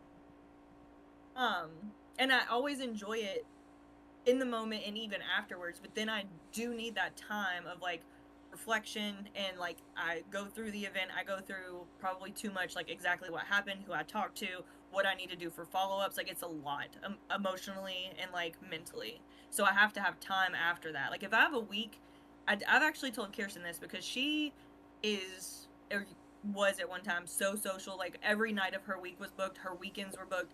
I would crash out. Yeah, There's no, no for way sure. I could do that. Absolutely. There's no way I could do that. I have to have a break. And John's the same way. Like, you know, the last time we all got together and you had said like, was he trying to hang out? And he like literally just told you no. Yeah. Like, I'm not trying to hang out. Right. He is very good at managing his time and knowing like where he is on his energy levels and where he is mentally. And sometimes I will ignore what I want to do because, you know, for the greater good of the group, or, you know, I don't want to miss out. I have FOMO if I'm not there, but then my recovery time is going to be longer if I overdo it. If that makes sense. No, for sure. And two, I think me and John are kind of on the same tip. I mean, we talked about it before, but I mean, me and John are pretty bad at like once we get into hobbies, then we find a way to make money off of them, and then it's not really a hobby anymore; it's work. That is true. Just the curse of being bag chasers, I guess. But I really only have one thing right now that doesn't like bring me some type of money, and it's golf. But I could put out like a TikTok and get a like do a promotional video for somebody I'm sponsored by. I could. But I just like. Do you feel like whenever you get into something new, like you want, like, does your mind immediately go to like, how do I monetize this, or like, are you getting better about just letting things be enjoyable and hobbies? That's a good question. I feel like where I'm at now and where I was different. So like early on, like I'm talking like as soon as Evie was born, before, it was very much, I mean, I was the person that's like, I'm going to be a billionaire. And then I loved when people told me I wasn't going to be. So like, I'm going to show you I'm going to. Like, just watch. Mm-hmm. After that, and like definitely faith had a lot to do with that, but I definitely transitioned into I don't need $1 billion. I don't want $1 billion. Because I mean, already I feel a burden now of like the saying like heavy is the head that holds the crown. I feel that. So like when I feel like I was made to be a leader and like guide people and help them develop, and you know, whether it be bring them to faith or help them professionally or whatever it may be, that's my job. That's what God gifted me the ability to do. But so much weight comes with that, because as easy as it is to say, you know, don't focus on the one person, it's not that easy.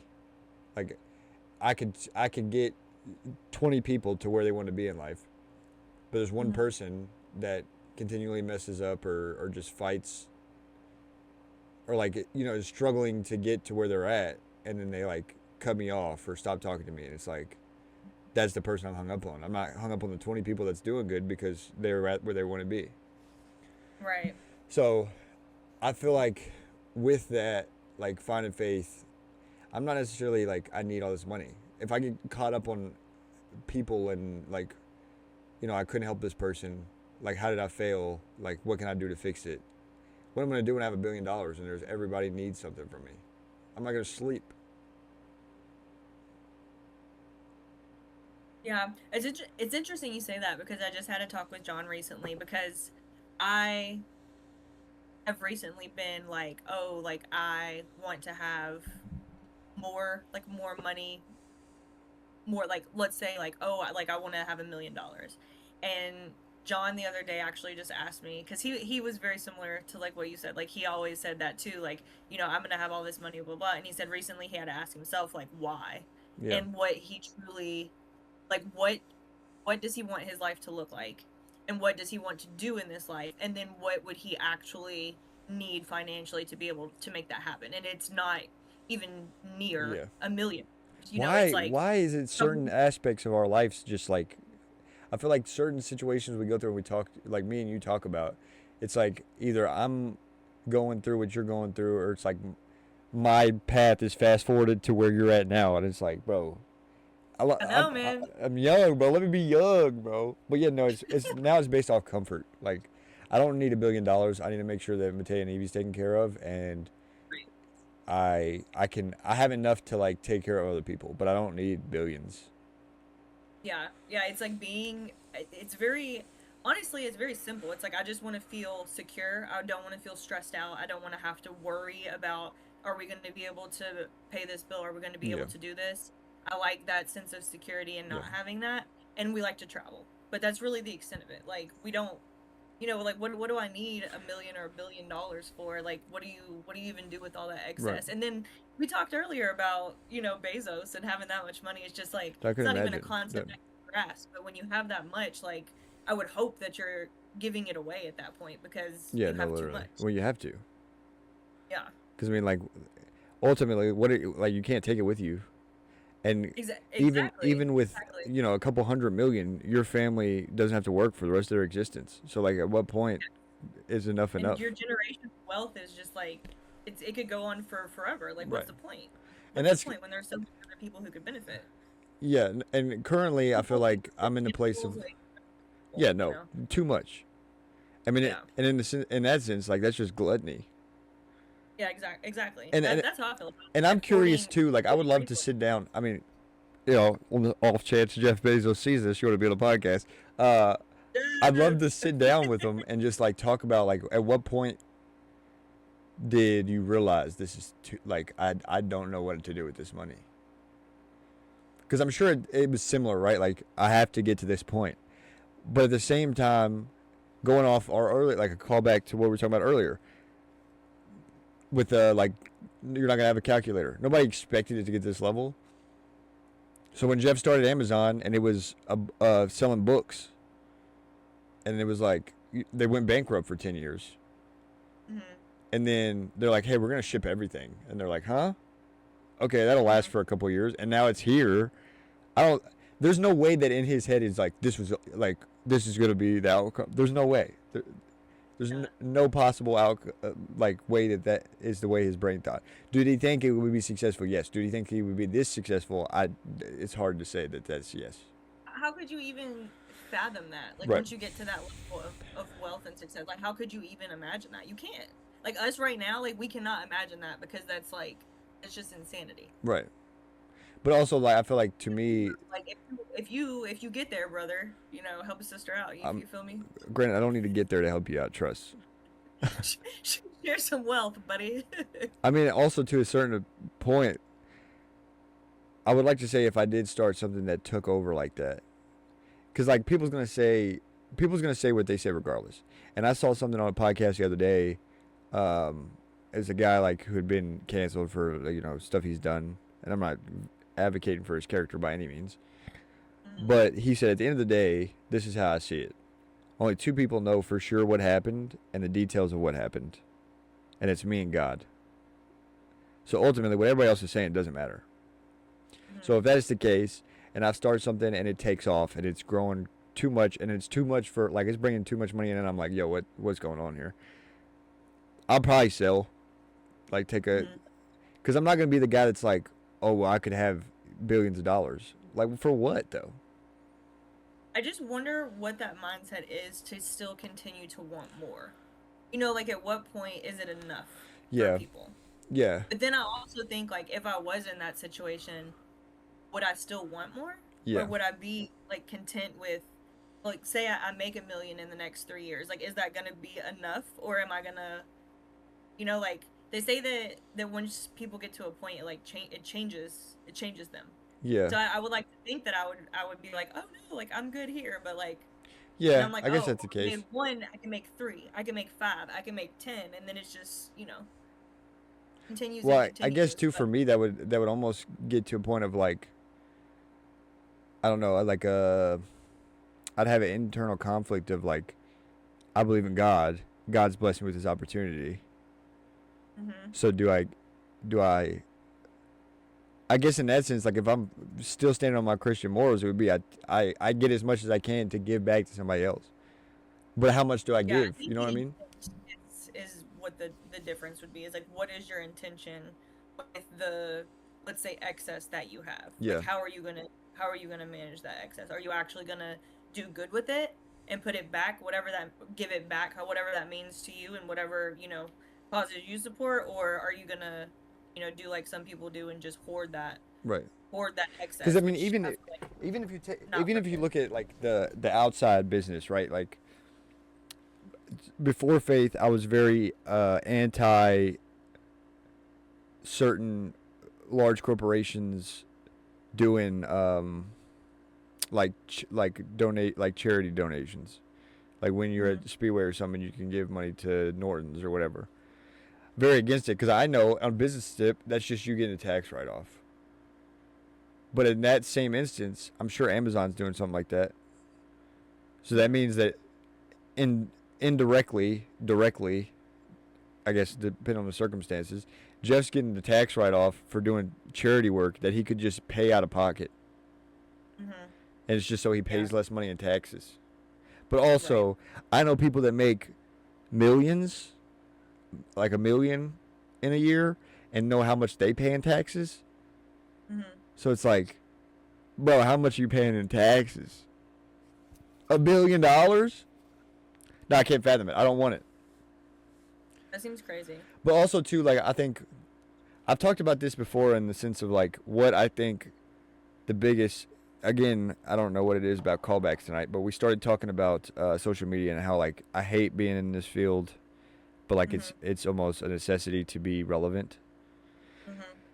I think the biggest thing when it comes to social media and the push of, like, narratives is, like, I think there's a lot of people that say things that are good in the context of I'm an adult, I'm cognitive to make decisions myself. I can take what you're saying and not completely run with just that message. I can decipher it and understand fully what it means.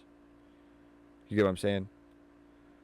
So, like, there's plenty of people that are just saying like crazy things because in the world of social media, you have to blow up. Like, to be anybody, you have to say something that somebody doesn't like so that you, because you get paid off comments. It doesn't matter if they're good or bad or if they hate you. It doesn't matter. Right.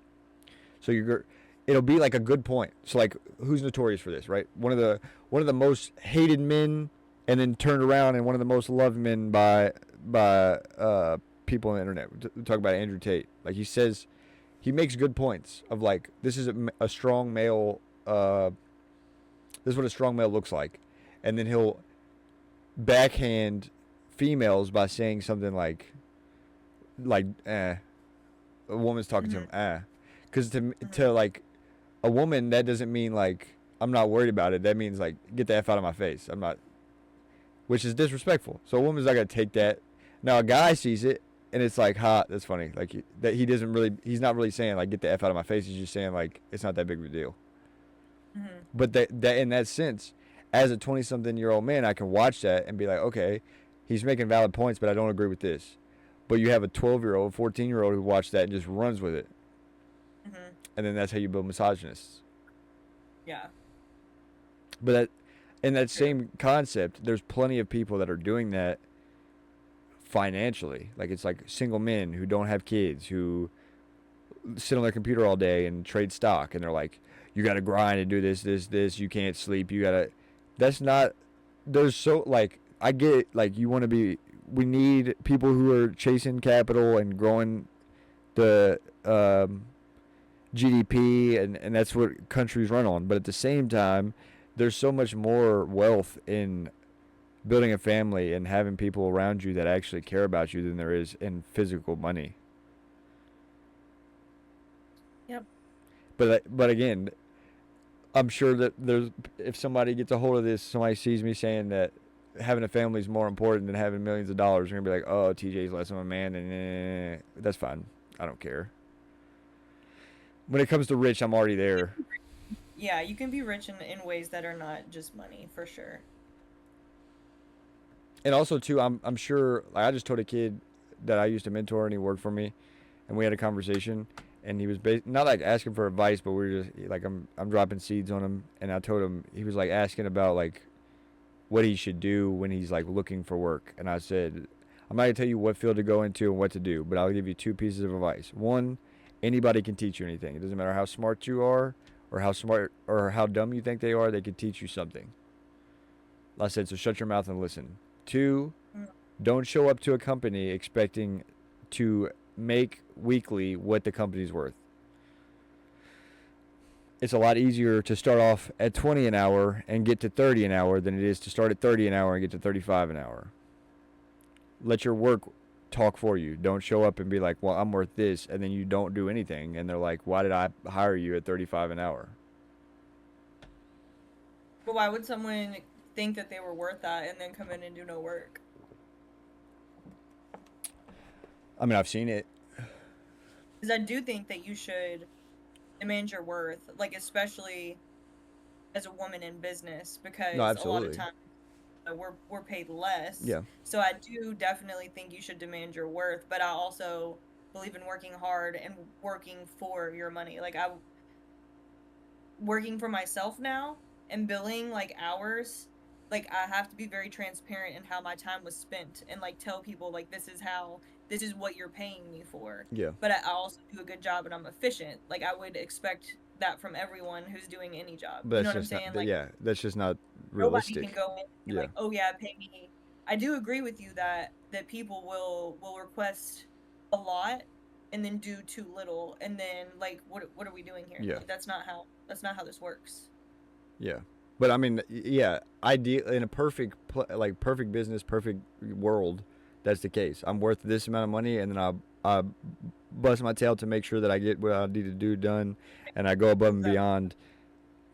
Because I mean, ultimately, that's what like business is founded on. Well, I think my time is worth this. Okay, cool. So then you do that, and you work really hard, and then they're like, well, I think you're worth more than that. Like, you make my company a lot of money. Here's a raise, right? That's not the concept anymore. It's like, well, if I make 30 an hour, I can do X, Y, and Z, and then they do something that they don't even like because the pay's good, and they sit around and they drag their feet on getting stuff done.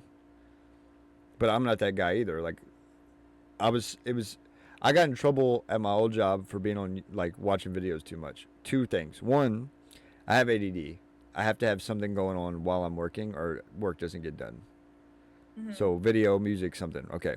Two, I finish all my work in the first 30 minutes every day. Yeah. Granted, they're like, you got to do better at splitting it up. That doesn't work for me. Do you want work to be done? Then I need to do it how I do it.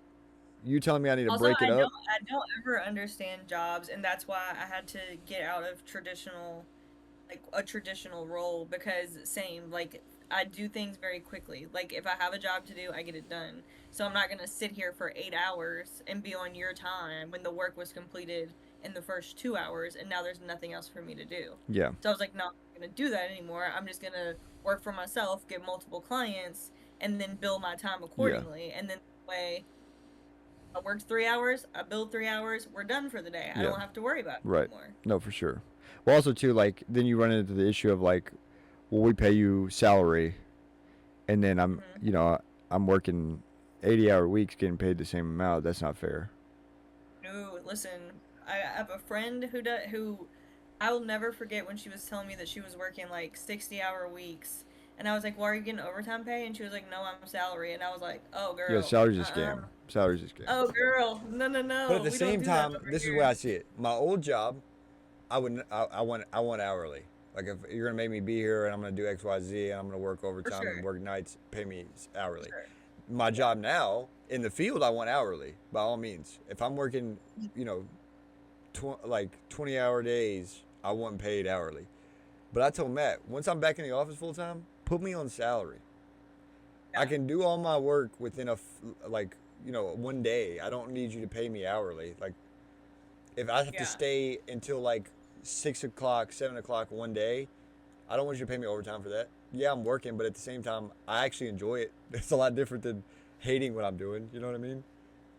Yeah, and it's different if it's one day. It's like it gets to the point where companies take advantage of you Yeah. and they're like working you, 60, 80-hour weeks, but you're only getting paid for 40. Like, Right. that's insane. Or like in, It's just higher education, it's more like you have your office hours and then you have events that you have to do at night. That's what I was doing. So like, single man, that's fine. I'm not doing anything anyways. I'll be there. Mhm. And at some point I did enjoy it. And then it was like, do I have a family? You want me to come out at 10 o'clock to do a pancake breakfast? I'm not doing that. I'm not No, about thank you. I'm not about to go to an event and clean up trash for 2 hours. I'm good on that. I'm staying at home. That's better thing Then to you add to like the baseline salaries, and I'm working with somebody who's doing the same thing I'm doing in a different area, but I'm working harder than them, and I see that I'm working harder than them, but I don't get any. Like, what's a 1% raise? That's nothing. 50 cents a check. Get out of my face. Don't even tell me that I got 50% check, because I'm not even gonna realize it. You're like, oh, you got a raise, and I look at my check and I'm like, it's 50 cents more than what I made last week. What are you talking about?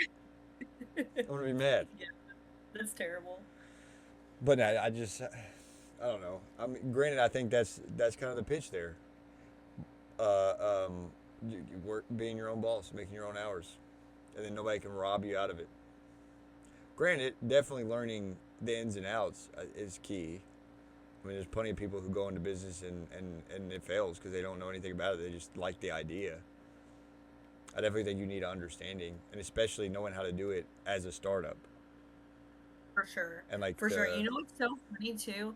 Before I started this work, I have a client who I worked for within her business before she became a client. So I worked for her, right? Now I say I work with her, I worked for her. And whenever I was working for her, she was like making all these demands of like, you need to be available after hours whenever we have to launch, and like all these things, which like I had a problem with, because I'm like, I work, like, I'm contracted for however many hours a week, Monday through Friday, 9 to 5. Like, I'm not contracted to do all this extra stuff, right? Now that I work for myself and she's a client, I will work like later in the day. Like, I might work after 6. Like, for instance, we had a client launch for their website earlier this week, and I knew that I was going to be with Evie on Tuesday. And it was the launch day. So I told her, hey, I'm going to be out tomorrow, but if you want me or need me to work later tonight, like, I got you, just let me know. And it's so interesting because the concept's the same, but it feels so different.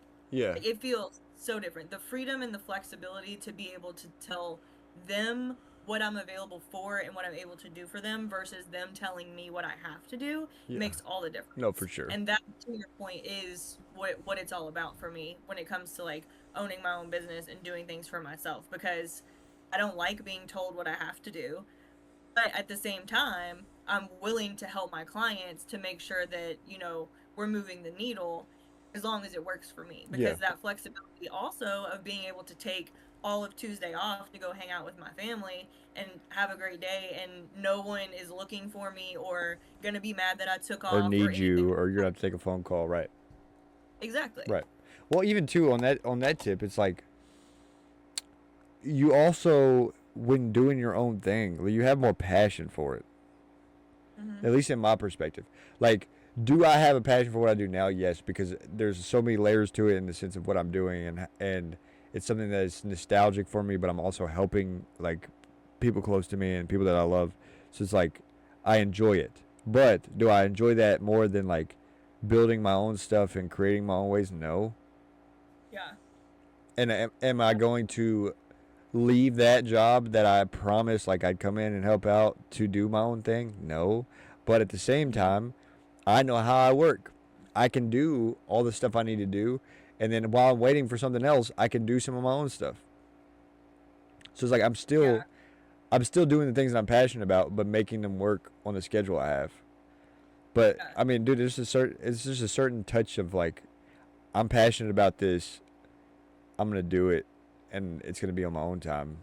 And kind of going off the tip, like, my ultimate goal is that I would love to, like, I'd love to practice Sabbath. Is that realistic right now? No. I'd love to turn off my phone on Sunday and then not talk to anybody. Just be with Mateo and Evie. I'd love that. Is that realistic in my lifestyle right now? No. I support that. I think you should do that. But at that point, it's going to be when we get to Florida, right? Who's going to do my Duolingo? Do I turn it on? Who's going to do it? Yeah. I turn my phone back on at 10 o'clock? Yeah, you just do your Duolingo first, and then you're just done for the Okay, day. so I do it like at 12 a.m. the day prior. I do my Duolingo, and then I just turn my phone on. Whenever it works for your schedule, just do it. And then, like, I usually do mine when I first wake up, so that way I don't forget. It's like one of the first things I do. I get my phone, do my Duolingo, done for the day. I'll do it last thing. That's the last thing I do. At night? Yeah, because typically after stream, I'll take a poop, distracted. and then Duolingo paired. Spice it out. You just have to. I do think that you should schedule it. I told John because I had a mean streak going, and then You're talking about Duolingo or Sabbath? I'm talking about Duolingo. Oh, okay. I don't remember. Oh, I definitely remember, bro. I'm 600 some days in, bro. It's part of me now. It's like I gotta do my Duo. I know. Listen, I'm 300 and probably like 340 days in. Like, I'm very close to a full year. We have a 200 some day streak, don't we? We have Friends something. streak. Yeah, it's up there. I know so that makes sense though on why it'll tell me to remind you because you don't do yours until night. So when I'm doing mine in the morning, I'll be like, nudge Terrence, and I don't because I'm like, No, I do mine at night. Really, like, I'm making them at night. You're staying up, Yeah. but it makes sense that it always pops up and it's like, remind Terrence to do his lesson. No, You're not I don't be forgetting. I got so mad that day that y'all were over, we went and watched fireworks. I was trying to like do my Duolingo leaving. We ended up staying like, so Kirsten came down for 4th. Mm-hmm. We did that. We went and watched fireworks. Kirsten leaves. Me and my buddies stayed in the parking lot for 20 minutes. Sleepy was in there, and we're like hanging out waiting for the traffic to clear up. So like we get in the car to leave. Also, I know they were mad because it's like a long line of cars. I have my buddy back out and like set the line, and then me and Ty pulled in front of him. So like just 3 cars piled in front of him. But I'm like doing Duolingo as I'm trying to get out of this parking lot because it's like 11:30, and I like keep clicking the wrong button because I'm like partially paying attention but partially trying to like get out of the parking lot, and I ran out of hearts. No. And it's like 11:30, so I'm not getting any more hearts before it expires. That's really the downside of it. Did you buy some? No, honestly, I'll spend them on like boosts and stuff. But honestly, right now I'm not really focused on like I don't care what league I'm in. I'm just keeping my streak. Yeah, I'm just trying to keep my streak and like trying to just stay committed to like actually learning. No, yeah, for sure. But I feel you. One time, me and Kirsten were at a club, and we were like, you told me you had to go outside. Yeah, I gotta do Duolingo. Yeah. We went out on the patio so I could do it. That was hilarious. No, I do Duolingo. I have snap streaks. Like I have some streaks that are high. I wonder what my highest one is. And then I do paired. I don't even know what that is. Paired is like, it's like, I pay like $12. It's a couples app, so like to stay connected with Mateo. So me and Mateo do it. But I have some real long streaks on Snap. 2,000, 2,500.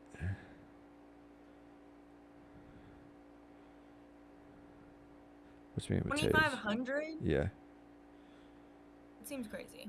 No, for sure. I mean, 2,000 is kind of crazy too. But yeah, 2,500. 2,566. 100. What's me and Mike's? Me and Mike's is 1,063. Dang. Ours is 1,108, bro. What are you talking about? Is it? Yeah.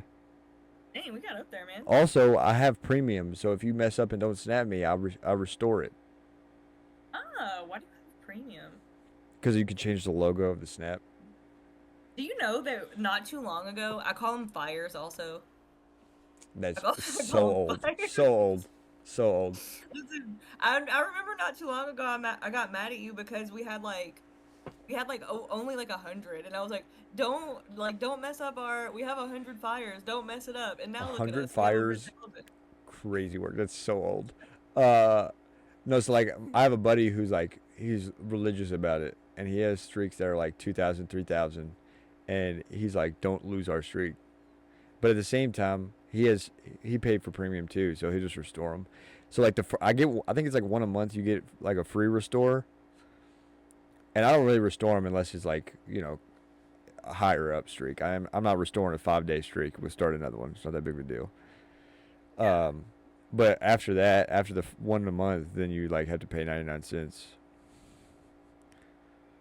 Dang. But they kind of cut your deals. Like there's been times where it was like a perfect day. I come home, I throw my phone down, I don't touch it. Like I don't send snaps, I don't do anything, I don't get on streams. Like a family night, and I turn off Snapchat notifications, and my life got so much better because I wasn't constantly focused on getting on it to snap people back. No, I don't have any notifications except for like my messaging apps. Yeah, people's like, bro, why don't you snap me back? Like, whoa. I'm like, bro, text me if it's that important. Why are you sending me? What are we, 12 years Don't old? send me a Snapchat. Yeah, I'm a grown man. You're talking about, oh, I snapped you, you didn't answer. Text me, bro. What are you talking about? There's this thing called a phone call. If it's really important, you just like push the buttons to my name and then you call me. Oh, that's crazy business. Yeah. And this is like this is like a 30-year-old telling me this, and I'm like, grow up. Oh, exactly. Yeah. Grow up. You should be Snapchat text. What are we talking about? You have an iPhone. All you need is Wi-Fi anyways. When I snap people, I don't even remember what was said last. Like, I'll snap you something, and I'll ask you a question, and then you'll respond, and by the time I get your response, I don't even know what the hell I asked. Legit. No, that's literally the biggest downfall. I do that to Mike all the time, bro. He'll snap me. I send like snaps for like dinner or something, and it'll be like my whole layout, and he'll be like, what am I looking at? And I'm like, oh, literally 12 hours later, I'm like, oh yeah, you talk about dinner? I had 3 burger patties with cheese, eggs, bacon. This is the next day. If you remember that, I would have been like, don't know. What was it a picture of? Yeah. No, sometimes. Well, but also if I send you something, you're like, what? And then I reply, huh? Then it's like, I don't know what I'm talking about. And then sometimes they'll be like, oh yeah, like the picture you sent of XYZ. I'm like, oh yeah. But I mean, granted, there's been plenty of times where I'm like, huh? And they're like, I don't remember. And I'm like, me either. Cool. All right. Keep pushing. Right. That's on me. But if it was important, again, text me because I'm not responding to Snapchats religiously. It's like granted, I used to be sitting there waiting for Snapchats to pop up. Not anymore.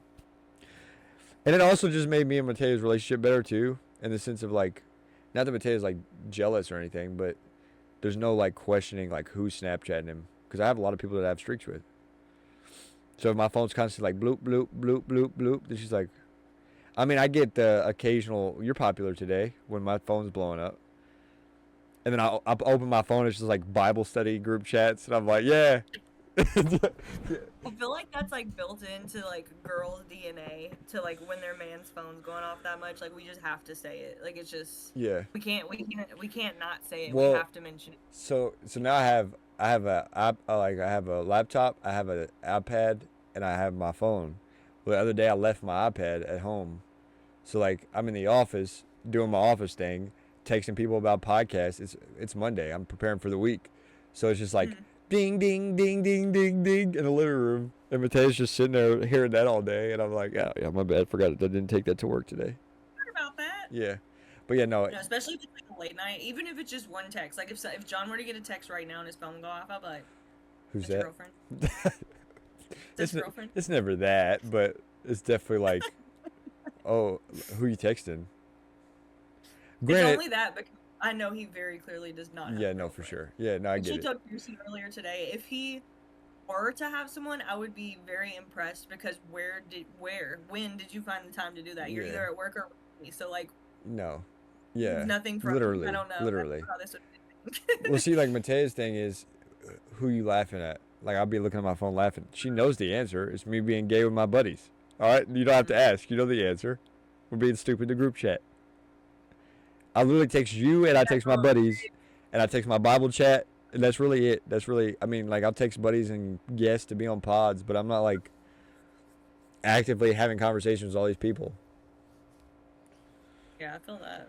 Okay, I gotta pee really quick. I'll be right back. Okay.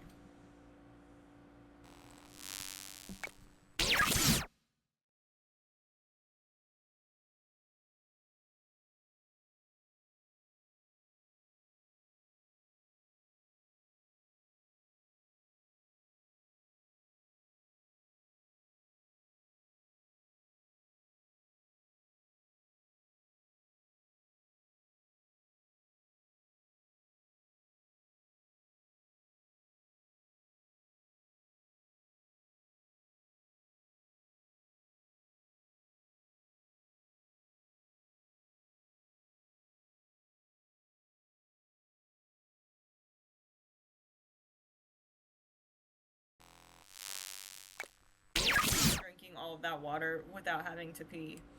Honestly, I get pretty close to drinking. It depends on the day, but I get close to drinking what you're supposed to drink. You're supposed to drink an ounce of water for every pound you weigh.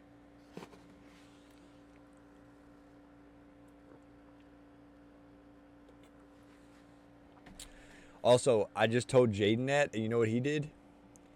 What? He was like, "How many ounces are in a water bottle?" And I was like, 16.9. And then he was like, "I'm not drinking 14 bottles of water a day." I know, I just did the math on it too, because I usually drink probably like 5 just standard water bottles a day, but according to that math, I should be drinking 9. Yeah, no, it's a lot of water. But also, too, here, this is interesting, a little science tidbit for you. So, really quick before you give me that tidbit, if I were to drink 9 of these bad boys a day, do you understand I would not get off the toilet because I would be peeing nonstop? Yeah, until your body gets adjusted. No, that's not a thing. It is. That's not a thing. No, it's not. I swear to you, it's not. Like, if you drank 9 bottles of water consistently, eventually your body would get used to. You have that weak of a bladder? I don't know. I went to the doctor for it and everything. They were like, your bladder's normal. And I'm like, no, it's not, bro. Like, sometimes in college, I couldn't get through one class. Like, I would have to go twice during one class to go pee. It's insane. I don't know why it happens. Also, Anyways, I think there's a cheat code, too, in the way of drinking water. If you get a bigger thing, you drink more water. But, like, a bigger bottle? Yeah. So, like, you get, like, the 40-ounce tumbler. I get what you're saying, but I'm saying in general. I'm saying it in general, like for chat too. Kirsten said she had to drink 18 bottles of water. But if she drank, oh my gosh. So like if she got a 40-ounce tumbler. She has her big thing. Yeah. Her, like, yeah, a little 40-ounce Stanley tumbler. She'd have to drink less of those, but at the same time, she's not correlating. Like if you had to physically carry around 18 bottles of water, like I have to drink this today. That'd be a lot more difficult than I just got to fill this up 7 times. And then you just drink it till it's empty. Yeah, I see what you're saying. I should probably just, if I was going to drink that much water, I'd probably do like you and just get the gallons. But again, I'm not going to be drinking that much water. No, that's I think fair. the 5 I do is like, we're Gucci. Well, so there's a reset you can do for your body. I learned this a while ago, and I did it, and it actually really worked. If you feel like you're constantly dehydrated and you're like you don't have your body's not telling you to, you could do it. You could drink 7 40-ounce bottles a day is more feasible than you carrying around 18 bottles of water and drinking those. But 7 40-ounce bottles though is insane. Like that is so much water. 7 40-ounce waters. 7. How long would it take you to drink 40 ounces? How many ounces is in 3.78 liters? What?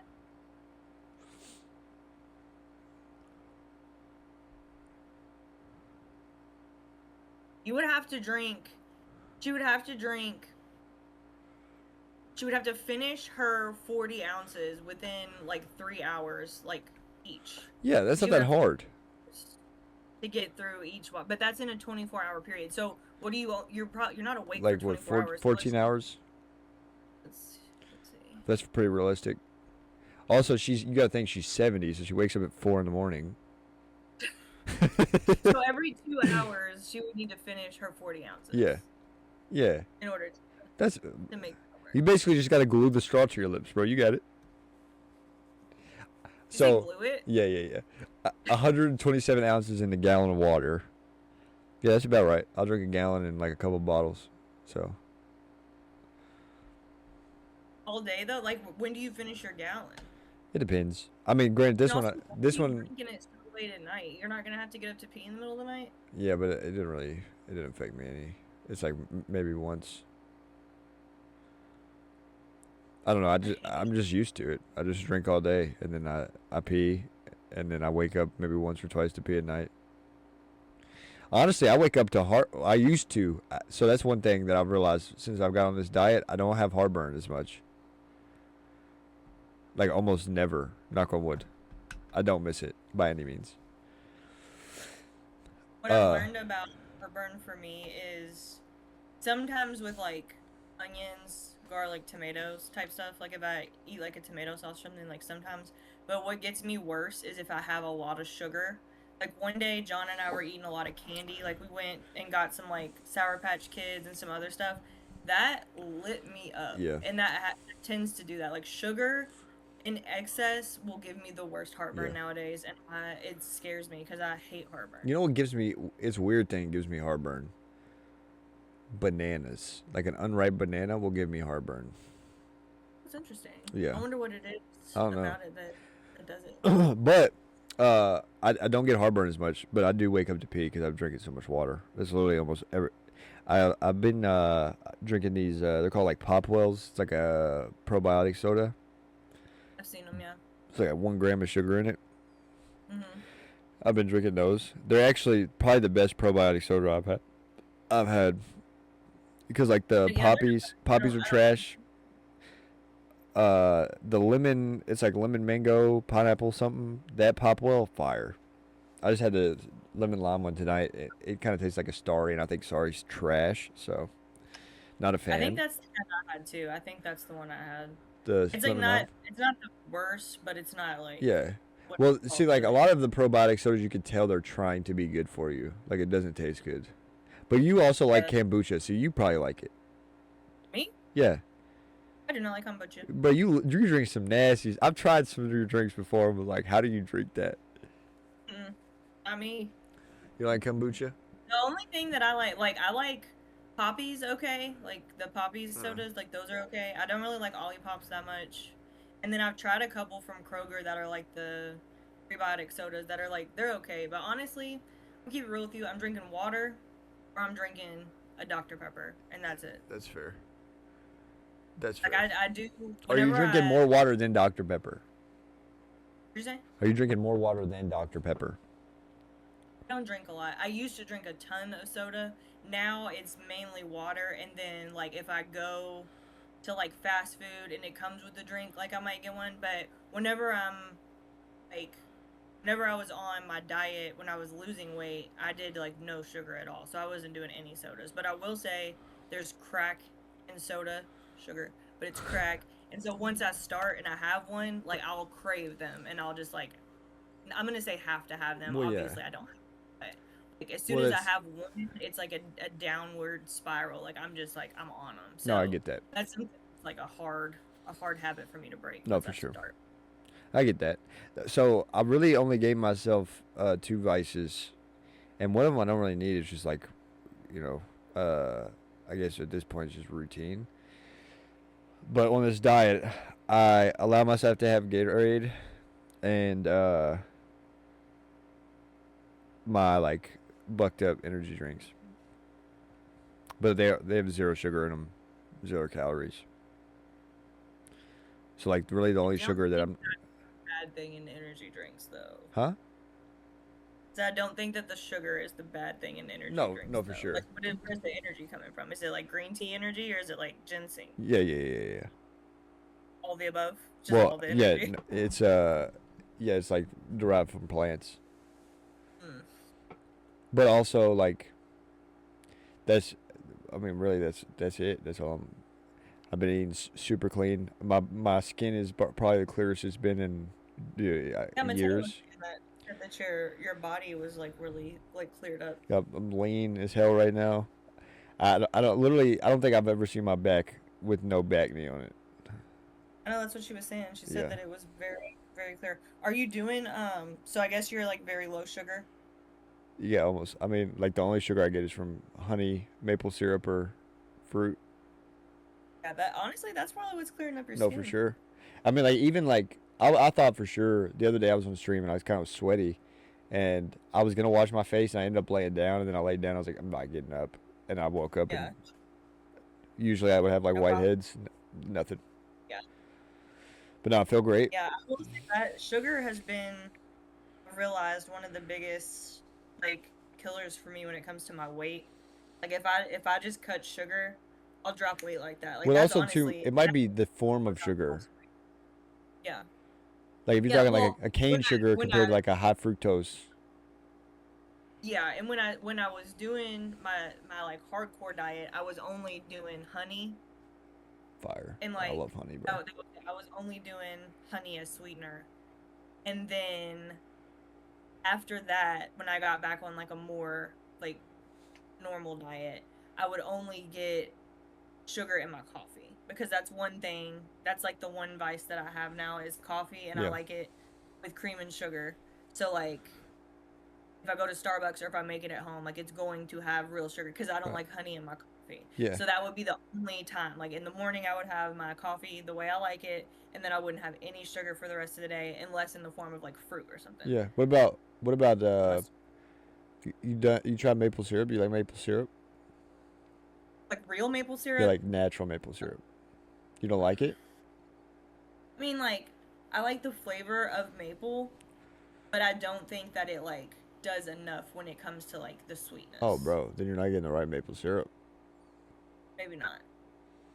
Also, that shit's expensive as hell. Oh no, for sure, especially now with the tariffs. My go-to sweetener, like at home, I make my creamer. Like I don't buy, like like the pre-made creamers. Yeah. So I'll do it half and half, and then I do a brown sugar simple syrup, and then I'll add vanilla extract and maple, and that's like I put all that together, and then that's like my froth it. Yeah. John bought me a really little frother. Yeah. Yeah. Cold foam, or I can do like hot from a hot coffee. That's fire. So that's been really nice. But also too, I'm not like it. So like my coffee standpoint is I don't really drink the energy drinks for energy, especially not now. Like my energy levels are good. Mm-hmm. The only time that I feel like functioning as I should is been on this diet where I like wake up and I'm not groggy. I just start my day. Mm-hmm. So like I said, energy drinks are just, I enjoy them. They taste good. It's like a soda to me. And on top of that, I'm only drinking one.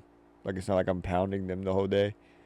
And I'm drinking nothing but water other than that. So I have seen that if you do the zero sugar sodas, those are supposed to be like the best for you. Yeah, but it's all based. Everybody has their own opinion. I know, like because they'll say that because they're zero sugar and I think they still have aspartame in them. Yeah, aspartame or some stevia. Like lead cancer, but then like you would have to have a ridiculous amount of them in a day in order for it to add up. You never know. Yeah. Here's the thing. I just like it. Like, just give me a good old regular Dr. Pepper. Yeah. I know it's not good for me, but if I'm going to drink it, I'm going to drink it. Right, for sure. Well, I think, too, like, in a sense of, like, it comes down to moderation. And yeah, I'm talking that's very true. One of my buddies has high cholesterol, and he was like, I can't eat red meat. I can't do X, Y, Z. And I was like, well, what other health concerns do you have? Now, granted, he's a bigger guy, right? For me, I'm sure if I went to the doctor right now, they'd be like, your cholesterol's high. Yeah, no kidding. I've had nothing but red meat for the past 2 months.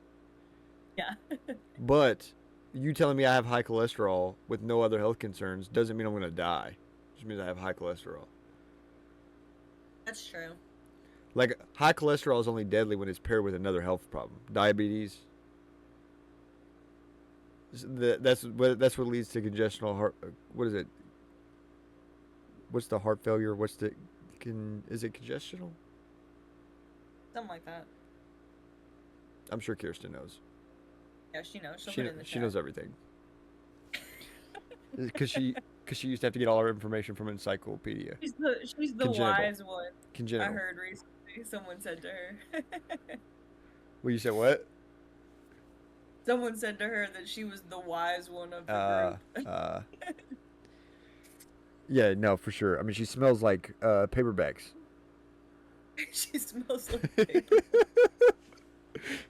Congenital. Honestly, she should have that as her like perfume scent. It should be like Yeah. paperback book. Fresh paperback. She smells like an encyclopedia. I don't know if she knows everything is a compliment or not. Take it as you want it. She knows everything. I feel like that's a good thing. He didn't say you think you know everything. He said you do know everything. So that's a good thing.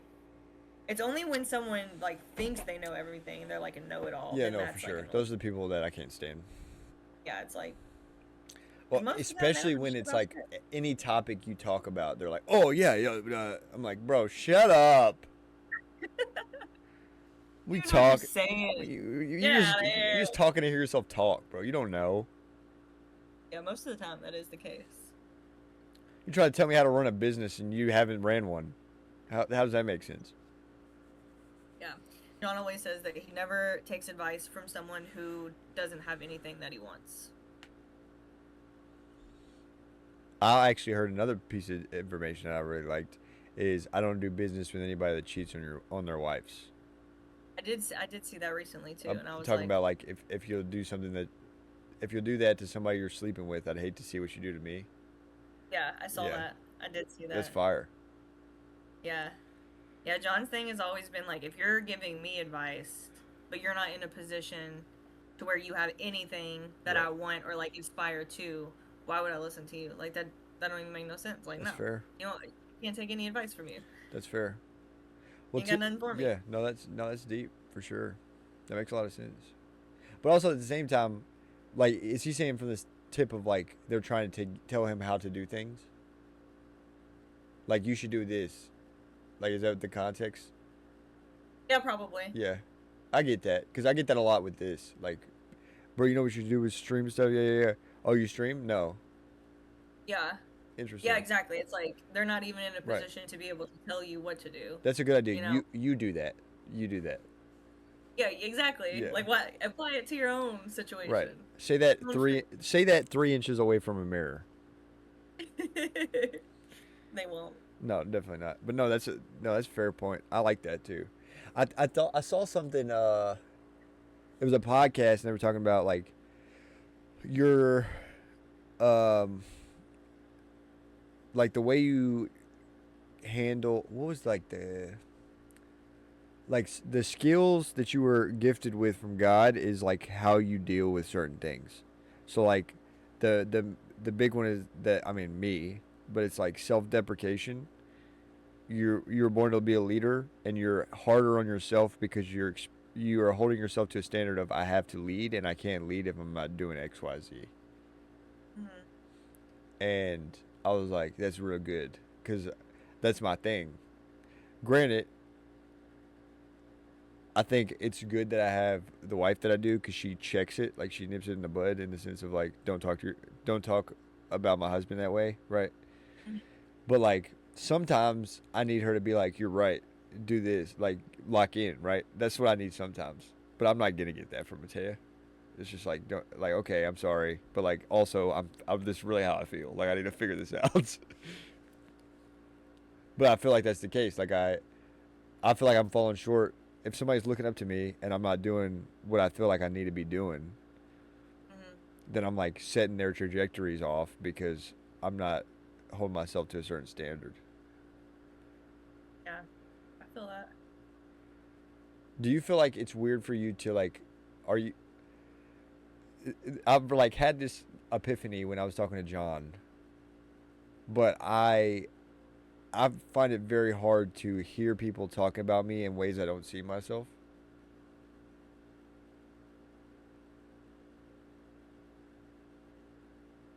That's an interesting thought. Like John told me I was a nice person. Never in my life have I thought you're a nice person, TJ. Never, not one time. So when he told me that, I was like, weird. Is that what you call yourself, TJ? Well, it's just what everybody calls me. No, but is that what you call yourself? I guess. What do you call yourself? Like, you mean like in what context? Like this? What am I doing? Like what? if you're talking to yourself, if you're having a monologue, like what do you? Yeah, I mean, You're it giving yourself a depends. pep talk, like, what do you call yourself? It just depends, bro. It depends on the context of the conversation I'm having with myself. Like, if I do something stupid, it's probably, all right, TJ, what are you doing? But I don't really talk to myself. Well, what would you do if I was like, yeah, I call myself Cha Cha Vasquez? Yeah, I don't really talk to myself. Dude, I don't. My form of ADD is just so many voices in my head telling me, like, don't forget to do this, don't forget to do this. I don't have time to talk to myself. There's so many voices telling me to do things. I'm not even joking, bro. It's really how my brain works. I don't have time to talk to myself. Did you know that some people don't have that? Like, some people don't have, like, any, like, thoughts Internal like dialogue? Like, yeah, isn't that crazy? How? They don't. They just, like, it's how their brain works. Like, they just don't have it, which is crazy to me because my brain is, like, constantly, there's something in it. Like, even when nothing's happening. Like, if we weren't having this conversation and I was just, like, walking around my house, there would be a song playing in my head. Yeah. Or there would be thoughts about, like, what I needed to do today or tomorrow. Like, it literally never turns off. Like, it never turns off. So to imagine having nothing, like, I don't even know what that would be like. No, for sure. And also, are they psychopaths? In their mind is, like, different too. So, like, if I say to you, picture in your mind your dream house, like, what do you think of? Like, what pops up into your mind? Like, what is it? Is it a picture? Is it a video? Like, what do you see? Is it a stick drawing? Definitely not a stick drawing. I'm not 6 years old. But listen, everybody's brain works different, and they see things differently. I kind of see, like, it could be a business side of me. I don't know, but mine's more like blueprint. See, and I would never, if you asked me to picture my dream home, mine would probably be more like a picture, and then, like, it might, like, zoom into, like, the different areas. So it wouldn't quite be a video, but it wouldn't be a blueprint. But see how interesting that is? When I say picture your dream home, you immediately go blueprint. And I just think it's so interesting how different people's brains work like that, and they're so different. Well, I see more like it's like a picture out front, right? Wrap around porch, beautiful, right? Okay, and then it's blueprint. Like, this is where the layout is. But that's interesting. That's crazy. I gotta start asking people on a podcast. What's your dream house look like?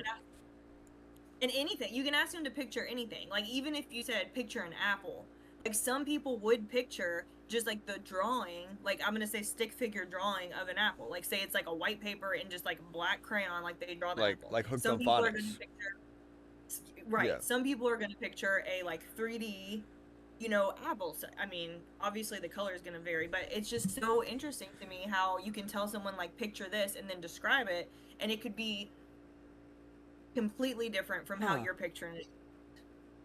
Well, also, too, that makes sense, though, because, I mean, if you think in the context of, like, something that is, like, ranges in variety, like, picture a dog. Mm-hmm. Everybody's going to picture a different dog. Like, not everybody's going to say... The house thing really stood out to me because I think it's interesting what people come up with and how they create it in their mind, because... to me, it would just be like, I would kind of be going through almost like a tour. Yeah. But it would be still of, okay, like, this is what the outside looks like, this is what the living room would look like, this is what other people, would see it differently. I just think it's so cool. The brain is crazy. No, for sure. Okay, well, that's good to know. They're not psychopaths. I was like, bro, these people are in society and they just don't have inner dialogue? Like, what about their intrusive thoughts? They just do them? Or they just don't have them? No, they just don't. Like, it's just like it's almost like whenever they're not doing something, it's just like silence. And that's just not a thing for me. Like, my brain has never been silent. And honestly, it creates a problem because at night, when I try to go to sleep, I have to have something on I have to have a TV on or something so that I can, like, even if my eyes are closed, I told John this and he was, like, mind blown. If my eyes are closed and I'm watching a show that I'm familiar with, right now I'm watching Sex and the City. You can play it in your mind. I will picture it in my head. Yeah. With my eyes closed. So I'll still picture what's happening in my mind, and then that's how I drift off to sleep. Huh. But if I don't do that, what's in my mind is, like, my to-do list, like, what happened today. Do you have weird dreams? And You usually know what that my is? TV's You on know timer. what that is actually? That's ADD. Because like I've talked to people and I'm like, how do you fall asleep? And they're like, what do you mean? I turn the lights off and close my eyes. And I was like, that works. And that's John. And John has told me and tried to like help me many times to like count and like do it. Mine, it doesn't work because Dude, I'll start with like 1, 2, and then I'll be like skip a few, No. 99, 100, and then it'll I be just like thought- from there. It I just spirals. this is what I picture when you said John's trying to help me. You're laying in the bed, dark, and John's whispering in your ear like ASMR. 1 sheep, 2 sheep. I wish. No, he's asleep next to me, and No, I'm that's laying there hilarious. like, what do I do? No, for sure. Yeah, no. Well, see, like one thing too, I feel like my form of ADD is so aggressive in the sense of like when I do, like it's time to go to bed. I know it's time to go to bed. I got work, right? I have to lay down and numb my brain to any thought that I have because I've almost cut the grass at 3 in the morning one time because I couldn't go to sleep because I knew I had to do it. Like if there's any thought of you need to do this, if I have that thought, I'm cooked. Now I did hear that there's a shortcut. The same guy that did the water thing. If you take like, I was going based off the water, and then we got sidetracked. But really quick on the water thing because it's gonna bother me if I don't say it. Your body has receptors that tell you to drink water when you're to tell you to drink water. Well, when you starve your body from water, the receptors like basically like we're not getting any water. Same premise like when you're in the desert and you're like dying of dehydration. Your body just like we don't need it. Just keep pushing. So you take some type of mineral salt and do like a tablespoon in a glass of water and you just kill it for 3 days. That's all it takes. And then your receptors are like, oh, hey, you're thirsty. It was so weird how fast it worked because like I was very much the person who would go through the whole day and be like, oh, I haven't drank any water today. But then tell John about that. after after the 3 days, I was like sitting there. I need something. I'm dying. I need something to drink. But in the same premise. The guy's like some type of scientist that like focuses on like human not anatomy but like human performance.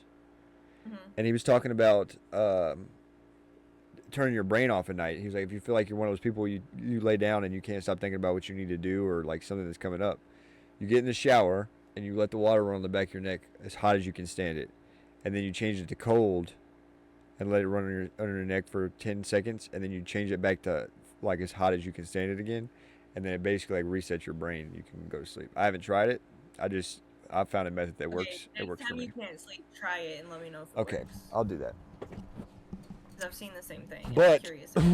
I found the only thing like I've tried. I was prescribed medicine for ADD. Didn't really work, but also it wasn't like a stimulant. Like I've done Adderall before, and I mean I'm very productive, but also my brain's not firing all over the place because it's like what's in front of me, I'm gonna do that. If I did Adderall into a puzzle, bro, we're talking about world records, okay? But do it on the pod. I was on non-stimulants when I got diagnosed, and it's basically just an antidepressant, so it just made me feel nothing. I don't like that. Yeah, no, me either. So I like at the time. Yeah, I'm vaping. The delivery device for nicotine, I feel like, is what causes you the issue, whether it be cigarettes or vape, But these don't have any warnings about cancer. They just say that nicotine's addicting. Yeah, no kidding. It's been shown to cure neural pathways in people who have Alzheimer's. So if it's something that's equivalent to a superfood, why wouldn't it be addicting? I don't know if I understand that logic. What do you mean? Like, I don't think that I'm not addicted to blueberries. That's the superfood. Well, yeah. Well, okay, yeah. I get that. But I'm saying like that's why I'm like I don't understand that logic, but it is it does great things in correlation to like the way that food would, but it doesn't have the like you eating fruit doesn't give you a serotonin dump. You know what I mean? Okay, so it has potential benefits, but it is also addicting. Yes. Okay. That makes sense. But like I mean, it's been shown to repair neural pathways in people with Alzheimer's. And for me, I did actually. It makes me feel like are we on the same? Like, feed? our algorithm must be like Probably really not. Especially not now. Definitely not on TikTok. Well, I don't get on TikTok. Okay, well, my TikTok feed is very religious, so I'd be surprised if that was your feed. It's a lot of sermons, videos, and like scientists and things that I've like recently seen in the past few weeks. So I'm like, what? How is this a thing? Like, how are we seeing the same things? Just a thirst for knowledge, bro. That's where I'm at. That's where we're just trying to know more things, bro. But yeah, no. So you're living your best 30-year-old life as a 20-year-old. That's the only thing that. That's the only thing that's been able to like. It's the only thing that stops, like at least slows my brain down, so I can process things. Maybe on these pods, it should just be like one of your siblings every time, and then the other siblings can just get in the chat, and then we can just wow out every single time. It's like, this week, I'm talking to this sister. This week, I'm talking to my other sister. This week, I'm talking to Sleepy. She said that body tapping, you can reset your brain with body tapping, too. Just have John lay on top of you. And... Oh, he'd be laying on top of me. Okay, too much. Too much. Too much. But when I say it, it is a problem. No, because that one day that you sent me a snap, and it was like all the stuff I'm about to eat, and then Matea's head was in the picture. I was like, oh no, I'll get Matea the picture. No, so that's actually funny. I think about this every time somebody's like, oh, she's so beautiful. It's like we're so desensitized to like how children are made, and it's the funniest thing. And people's like, oh, we're trying to have a baby. Don't tell me you be having sex like that, bro. I know. It's wild. Really weird. And also, we thought it was weird too when people are like John's family would ask us a lot, like when we're having kids or like if we're trying, and I'm like, is that not a weird question? And so I told John, I was like, is it not inappropriate for me to tell them like, oh yeah, well we be doing it raw, like we don't know what's happening. You know what I'm saying? Like, is that the answer you want? We're not trying, but we're not trying, if you know what I'm saying. Like, if I came back with that, you would be offended. But like, you'd be like, ew. Yeah. Crazy. No, for sure, it's wild. Well, and even too, like the tip of like, as a kid, like it's a pregnant lady, but she's my teacher. Now I know how she got there. Yeah. Man's just dumping inside her. It's wild, bro. Y'all wildin'. For people to say like, oh yeah, we're like actively trying to have a baby. Yeah, that's crazy. That's crazy. Like, I didn't need to know all that. Thank you very much. But also, that also seems more dirty than we're having sex.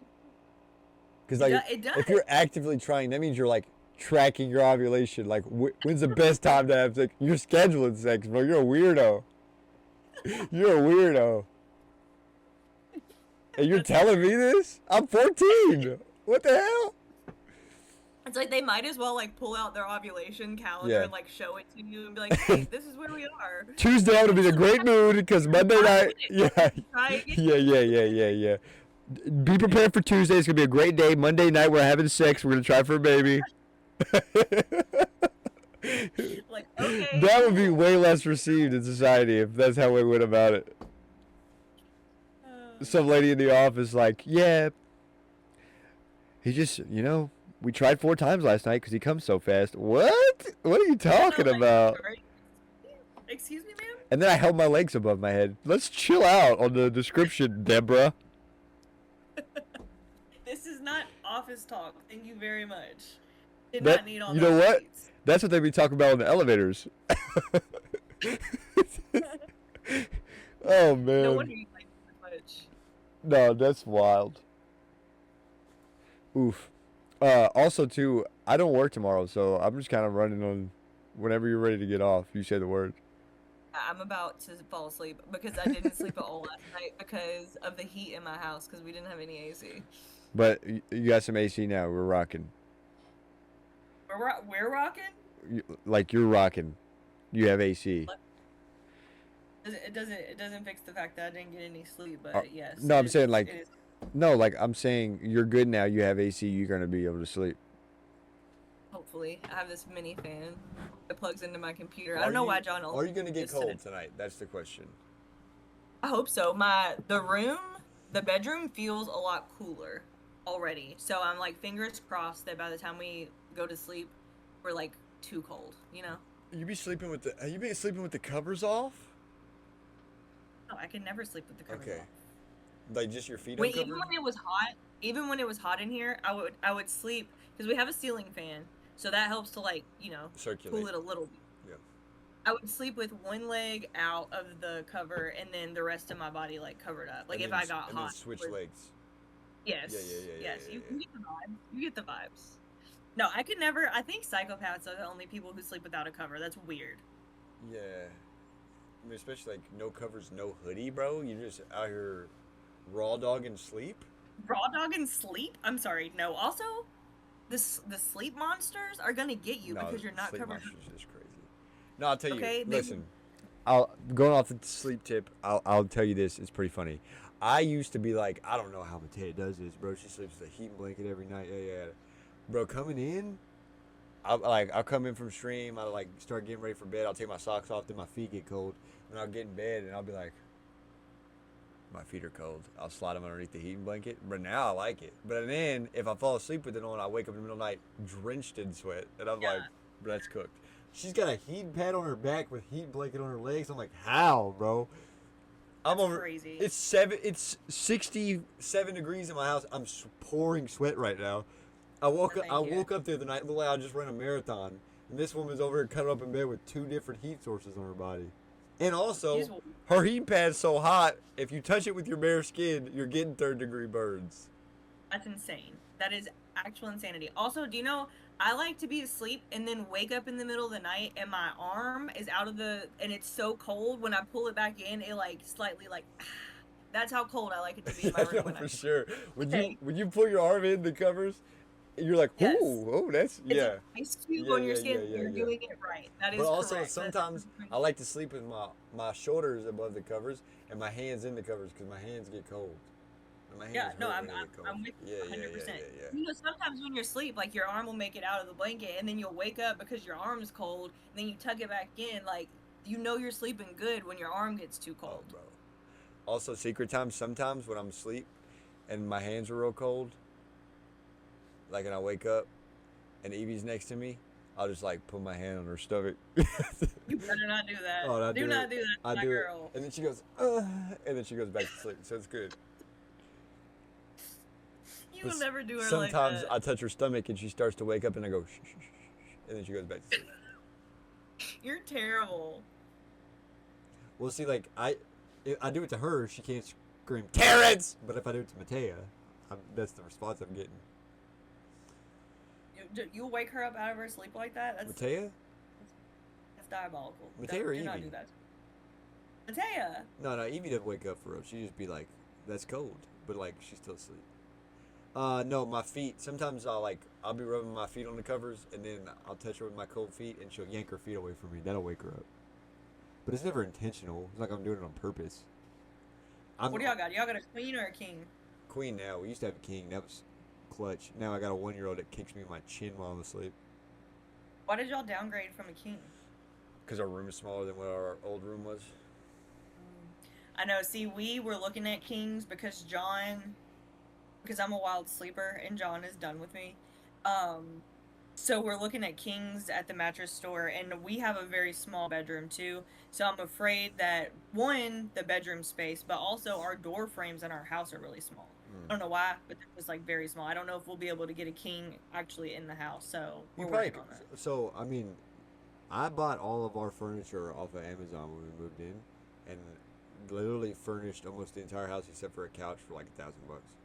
And we built our bed frame from scratch, and it's like, it's solid. Well, we just bought, actually embarrassing, but like for the first time in my life, I have a bed frame with like a headboard. I thought you were going to say an ovulation calendar. And I was like, whoa. Whoa. Crazy callback. No. We have a bed frame and a headboard for the first time ever, but it's queen size. So now that we're looking to upgrade, like we would have to buy the whole set. But do you know what? We went to the mattress store. Headboards are kind of overrated. We saw those adjustable bases. where the legs go up and the head. Yeah. I'm like, you know what? I might have to cop that. Also, I bought a nice. It's the micro, the foam. Yeah. Mattress, right? It was like when it came in a box, we unrolled it, it blew up. It was cool, right? I thought it was comfortable. I slept on it 2 nights. I was like, I'm good. Mateo's like, it's so stiff, and I'm like, it literally shrinks to your body. What do you mean it's stiff? So then I went and bought a $40 mattress topper that is the same material that the mattress is, but that worked apparently. So. Listen, we bought the same kind of mattress, and we also had to buy a mattress topper because we did not like the feel of it. So that's interesting. Well, I mean, we went John pillow top, so he's not really into the memory. I like the pillow tops. But also, I don't really care, bro. I'm asleep. At this point, listen, bro, have you gone though? Did you go to a mattress store and try out different mattresses? No. Okay, listen.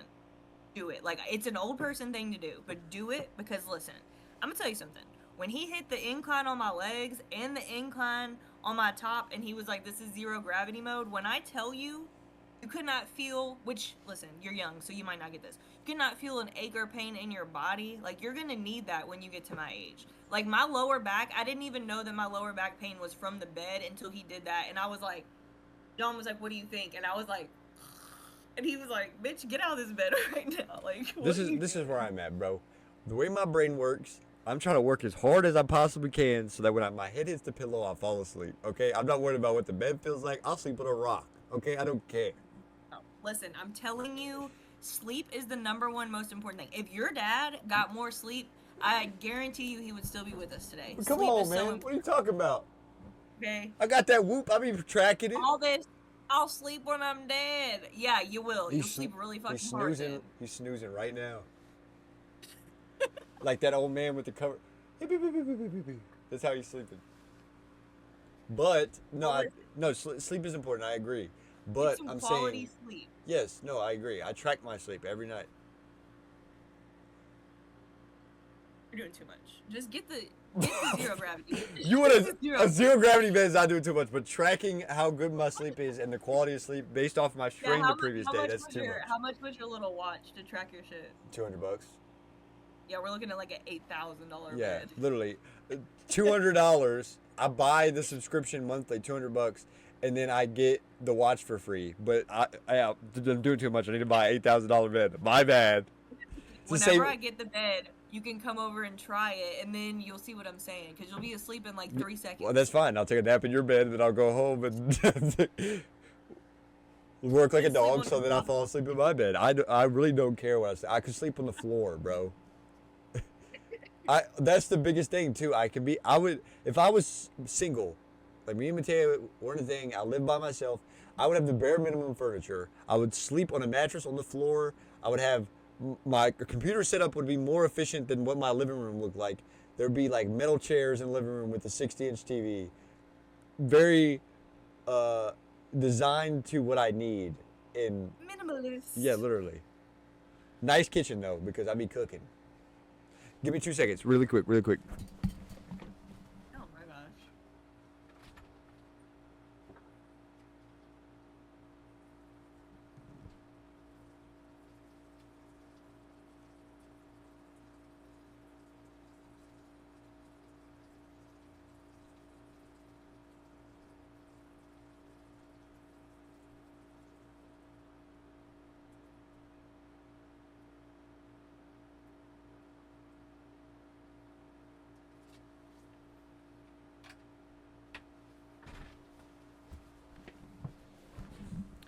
Funny story the other day when I was driving back from Ohio, I really had to pee, but Matt was following me. I didn't want to stop and make his drive longer, so I had an empty gallon jug and I just peed in it while I was driving. Honestly, I'm jealous because and Kirsten can attest to this if she's still on here, I have stopped us many a days when we've traveled up to like Pikeville, Georgetown, wherever, because my bladder, I told you, is so small. So I'm jealous that you can do that, because there's no way I could pee in the car. That's the thing. You would think like, oh yeah, this is a decent sized cup. Like I could definitely pee in that. You cannot. It's not big enough. I guarantee you, it's not big enough. Well, I don't know if it's different for females, but maybe it's like the antenna, but I like my body will adjust for how much pee I let out. No, that's not a thing. Also, when you said antenna, I thought you were talking about this, and I was like, I'm not peeing in that. I was There's talking no about way. my penis. but but no, listen. This is my. Granted, it could be I'm old. I'm younger. You know, I'm sure an old guy's like, nah, I pee for 35 minutes, but that's not me. Okay, so I was killing the. Granted, dude, I was going ham. I was drinking. I drank almost a gallon of water. Then we get on the car. No, I finished a gallon of water, and then we start driving back. It's a 2-hour drive. We sit in still traffic right outside of Cincinnati. This is Thursday before Yep. 4th of July. Yep. Also, it doesn't matter. It's yeah. right outside of Cincinnati. Well, yeah, right outside of Cincinnati. Like coming back to Lexington at 4 o'clock. Like hit traffic, wreck, whatever. Stand still. I'm watching a stand up, and I'm eating fruit cups, like peaches. Because I mean, really, I can only eat certain things on this diet, anyways, and I didn't have any jerky, so I have like a 24 pack of fruit, like it's peaches and mandarin oranges. Dude, I'm just like I'm talking open wood, kill the whole thing. Open wood, kill the whole thing. Well, those all have juice in them, so I probably ate like eight fruit cups, and then I'm sitting there and we're in traffic, and I call Matt and I'm like, hey, do you have those beef sticks? And he's like, yeah. So I jump out on the interstate, run over to Matt, grab the beef sticks, get back in the van. I eat those, and then I'm like, dang, I gotta pee. Why I gotta pee so bad? Then I realized you had 8 fruit cups. Each one of those are filled to the brim with liquid. Yeah, no kidding. You gotta pee right now. So I'm like, okay, I gotta pee. Well, I had a whole bunch of. I probably had 4 or 5 like little Gatorades. Well, I'm like, I gotta pee. This is the only bottle I have. So I pee in that, right? And I fill it to the top. And as soon as I fill it to the top, I stop peeing. Like my body shut it off. And then I'm like, okay, that'll hold me off. And it didn't hold me off for long. I had to pee again. And I was like, man. Wait, you peed in a whole gallon? No, I didn't fill it up. Oh my god! I was like, hold on. No, I didn't what? fill it up. No. So I filled up a small, like the small bottles of Gatorade to the brim, and then immediately stopped peeing. Okay. That's when we were stopped. So like fast forward an hour and a half, and I'm about 30 minutes outside of Georgetown, and I'm not stopping, bro. I'm just gonna. I was like, I gotta pee, and then I was like, oh, my empty gallon. So I grabbed that, bro. I literally filled up to the bottom of the label of a gallon of water. That's crazy. And it would have cut off if I had peed in a small Gatorade bottle. I could have just peed like 8 times and just had pee shots. Imagine me getting on the gas station just throwing out mini bottles of Gatorade that are full of pee. But I don't know where the cap was for the gallon, so I peed in it and then I just set it right at my feet, like right at the bottom of my seat. You know where the cap was? No. I had to pee. Oh my gosh. So I just sat there the whole time. I got off. Had to pee, took the cap off, just threw it behind you. Well, there's a metal rack behind me. I just would have thrown it off and it would have like landed on the dash or something. Like twist it, flicks it, and goes like onto the dash. But no, I don't know. I lost it earlier. That's why I killed the gallon, because I didn't know where the lid was. I didn't want to spill it driving, so I just killed the rest of the gallon. And then I peed in it and sat on the floor right at my feet and like drove 30 more minutes. And as soon as I got off the exit, I stopped at the light and I just turned the gallon up outside the window. But I really think, granted, I could be tripping right now, but I feel like our penis helps us regulate our pee a little bit better. Maybe that's a thing. Also, if you squeeze it, will it turn it off? To an extent. I feel like at a certain point, you can't do that anymore. Like when I was a kid, you could pinch that thing, clamp it shut. If I'm peeing now, now if I got a stream going, that stream's going. You can pinch it all you want. It's just you know when you like partially kick a water hose and it just kind of sprays everywhere? That's kind of what it's like now. Now, if I get a break in the pee and I still have to pee, I can pinch it off. But if it's a stream, you're not cutting off a stream. I just feel like in no world am I just breaking my stream for any reason. Like even sometimes, like because I've peed on the side of the road many times, and and there's no way, like, even if there's a car coming or something, or someone's like, I can't just stop and just like stand up and like wait for them to, like, I can't stop it. Like, once it's flowing, it's flowing. Like, I'm curious. We're here, baby. I'm curious if somebody's got like a really long penis, if they could kink it like a water hose, if it would work. Just straight up, like. Yeah. Because it's not huge, but it's not small. But I can't kink it like a water hose. How long would it need to be in order to kink like a water hose? Probably, like, you're talking like a 12-incher? Yeah, probably a foot. Yeah. Foot on soft is diabolical. A foot on soft is unnecessary. That's you're basically carrying around a police baton at all times. Let's chill out. But for what? No, because literally. How long is it hard? Yeah. I don't want to know. I feel like, okay, first of all, if God blessed you with a 12-inch schmeat and it gets bigger, screw you, bro. That is true. Like, would it just stay the same length? I don't know. I don't know how penises work. Enlighten me. So there are showers and growers. So either I know that, but like, once you get to that length, like, are they still growers? Like, goddamn, why do you need to keep growing? I don't have a 12-inch penis. Okay. Anybody in the chat? Anybody in the chat? Don't know what that's like. Okay. Like I said, not small, but not that big. 12 is a lot. And I feel like, I mean, I'm curious. I'm going to find somebody with a 12-inch penis just to ask them if they can kink it like a water hose. How are you going to find them? I don't know. I'm just going to put out you think Facebook would probably be too much? I bet No, Reddit. That's the move for sure, because it's anonymous. Reddit. Yeah, it's anonymous. For sure, Reddit. I feel like looking for men with that's gonna get people's gonna think I'm looking for the wrong thing.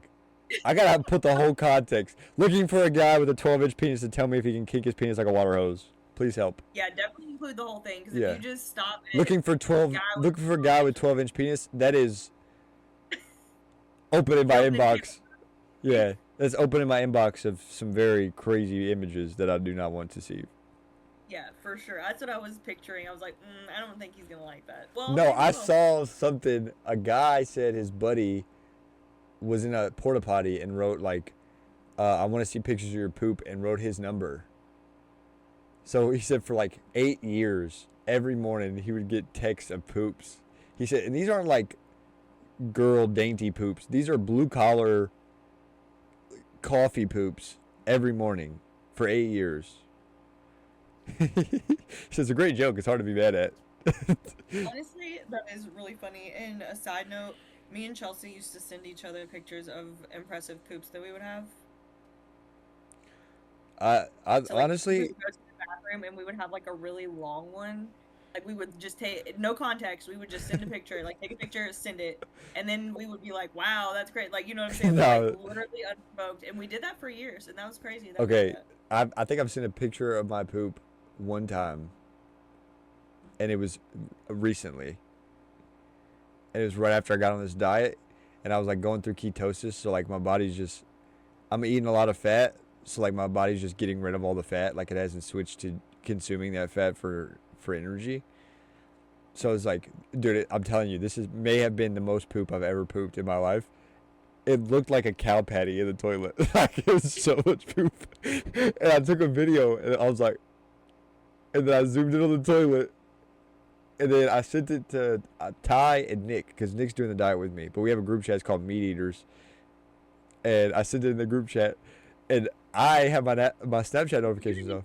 No Diddy after that. Come on. What, buddy. Meat Eaters? Come on, buddy. Okay, there's a T-bone emoji next to the Meat Eaters, so it's Sure. okay. Did you say a hot dog emoji? At first it was an eggplant emoji, but it was a joke, haha, and I changed it to a T-bone. Anyways, You're getting distracted. The point of the story is this was a crazy poop. It literally looked like you could have taken it, put it in the pasture, and then be like, that was a cow. A cow did that. But I literally was so impressed by it. It was so much poop that I sent it in the group chat, and I like was waiting for somebody to open it, and nobody was opening it. So then I text Nick, and I'm like, check Snap immediately. Listen, number one, that's hilarious. So you understand when you have a solid, like, amazing, like, this could not have come out of me poop, you have to send it to someone. Yeah. Okay. Do you want to see the picture of the poop? No. Listen. I'll send it to you. This really rounds out. This is like a great finish to this episode because I feel like we started with buttholes. For some reason. Yeah. Yeah. So listen, me and Kirsten have a hashtag fart chat that we bring up from time to time in our chats because I'm a bean girly. Do you eat a lot of beans? I mean, definitely not right now. I can't have them. But like, do you use like whenever you were like eating? I wouldn't say a lot of beans. I mean, I enjoy a good pinto from time to time. I don't know why, but like I love beans. And in this stage of my life, and like for a while there, I was eating beans literally every single day. But I would have these diabolical farts that were like loud, long, and stinking. And John was fed up with me. Like he would literally walk out of the room and be like, "I can't. Like I'm going away. Like I can't deal with you." I can't help it. So it got to a point where I would be texting Kirsten about these farts, and I would literally be like, I don't know why I'm farting so much. And then like in the next breath, would be like, look at my lunch, and it's just like a platter of beans, and she's like, That's bitch, hilarious. stop doing that. That's hilarious. So we started. And then you come to my house, and you're like, little baby farts. And then I would send her, like I sent her a voice message one day because we were talking about farts, and I had one come in, and I literally just sent her a voice memo of my fart, and I was like, I've taken this too far. We have to dial it back. No, that is wild. No, it's wild. I don't think, dude. Honestly, yeah. I've honestly the only thing, me and one of my buddies, and Mateo calls him my boyfriend, but we'll send pictures like sitting on the toilet, like camera over here, like this, where you literally just see my legs in my shirt, and like my face. We send pictures like that, but I don't send pictures of poop. That went off. Where it was like I saw it and I was like, I could have filled the toilet, bro. That was wild. That's the only time. I'm sorry, did you say that you be sending photos from the back? No, like the side, bro. Oh. Yeah. Okay. The back while I'm pooping is crazy, bro. That's what I was gonna say. I'm sorry, what? Yeah, it's really if you send them from the back, that's like a Baudet POV. I had to make it full circle. If you don't, I don't want to see a picture of your poop, but if you ever did send me a voice note of your fart, I would probably crack up because I'm a 5-year-old child. Now that we're talking about it, can I please send you the picture of that that video that I took of the poop in the toilet? Okay, yeah, you can send it. Okay, it's actually wild, but I'll send it to you when we get off here. But I appreciate you popping on, especially being that I wasn't gonna have one tonight if it wasn't for you getting on. I appreciate you having me, and I appreciate Kirsten being on because I know that she was on for a long time, and she was like saying that she wasn't getting any of her homework done because she was just listening to us. Yeah. Also, just talk about buttholes and. I know that was unexpected, but you know, sometimes life takes you in places you didn't intend to go. Just wild, but I appreciate you having on. We had some productive conversations, so that's good. But I mean, worst case scenario, somebody gets to laugh about it. I'll always be back. If you ever need a filler guest, just let me know. I'll pop on here. For sure. I appreciate it. I love you. I love you. All right, later. See ya. Oh, chat. Oh, no. All right. I appreciate y'all for being here. That was all over the place. I don't even know how to title that video. Buttholes in business. Is that too much? Okay. If you got an idea of how to title that one, by all means, I'm here for creative titles. Something to get clicks and get the audience engaged. But I appreciate y'all for being here. I love y'all. Be better, be easy. All right, I'll see y'all next time. Make sure y'all say a prayer tonight because Jesus loves you. But man, I love you too. Busy buttholes is crazy. Busy buttholes is crazy.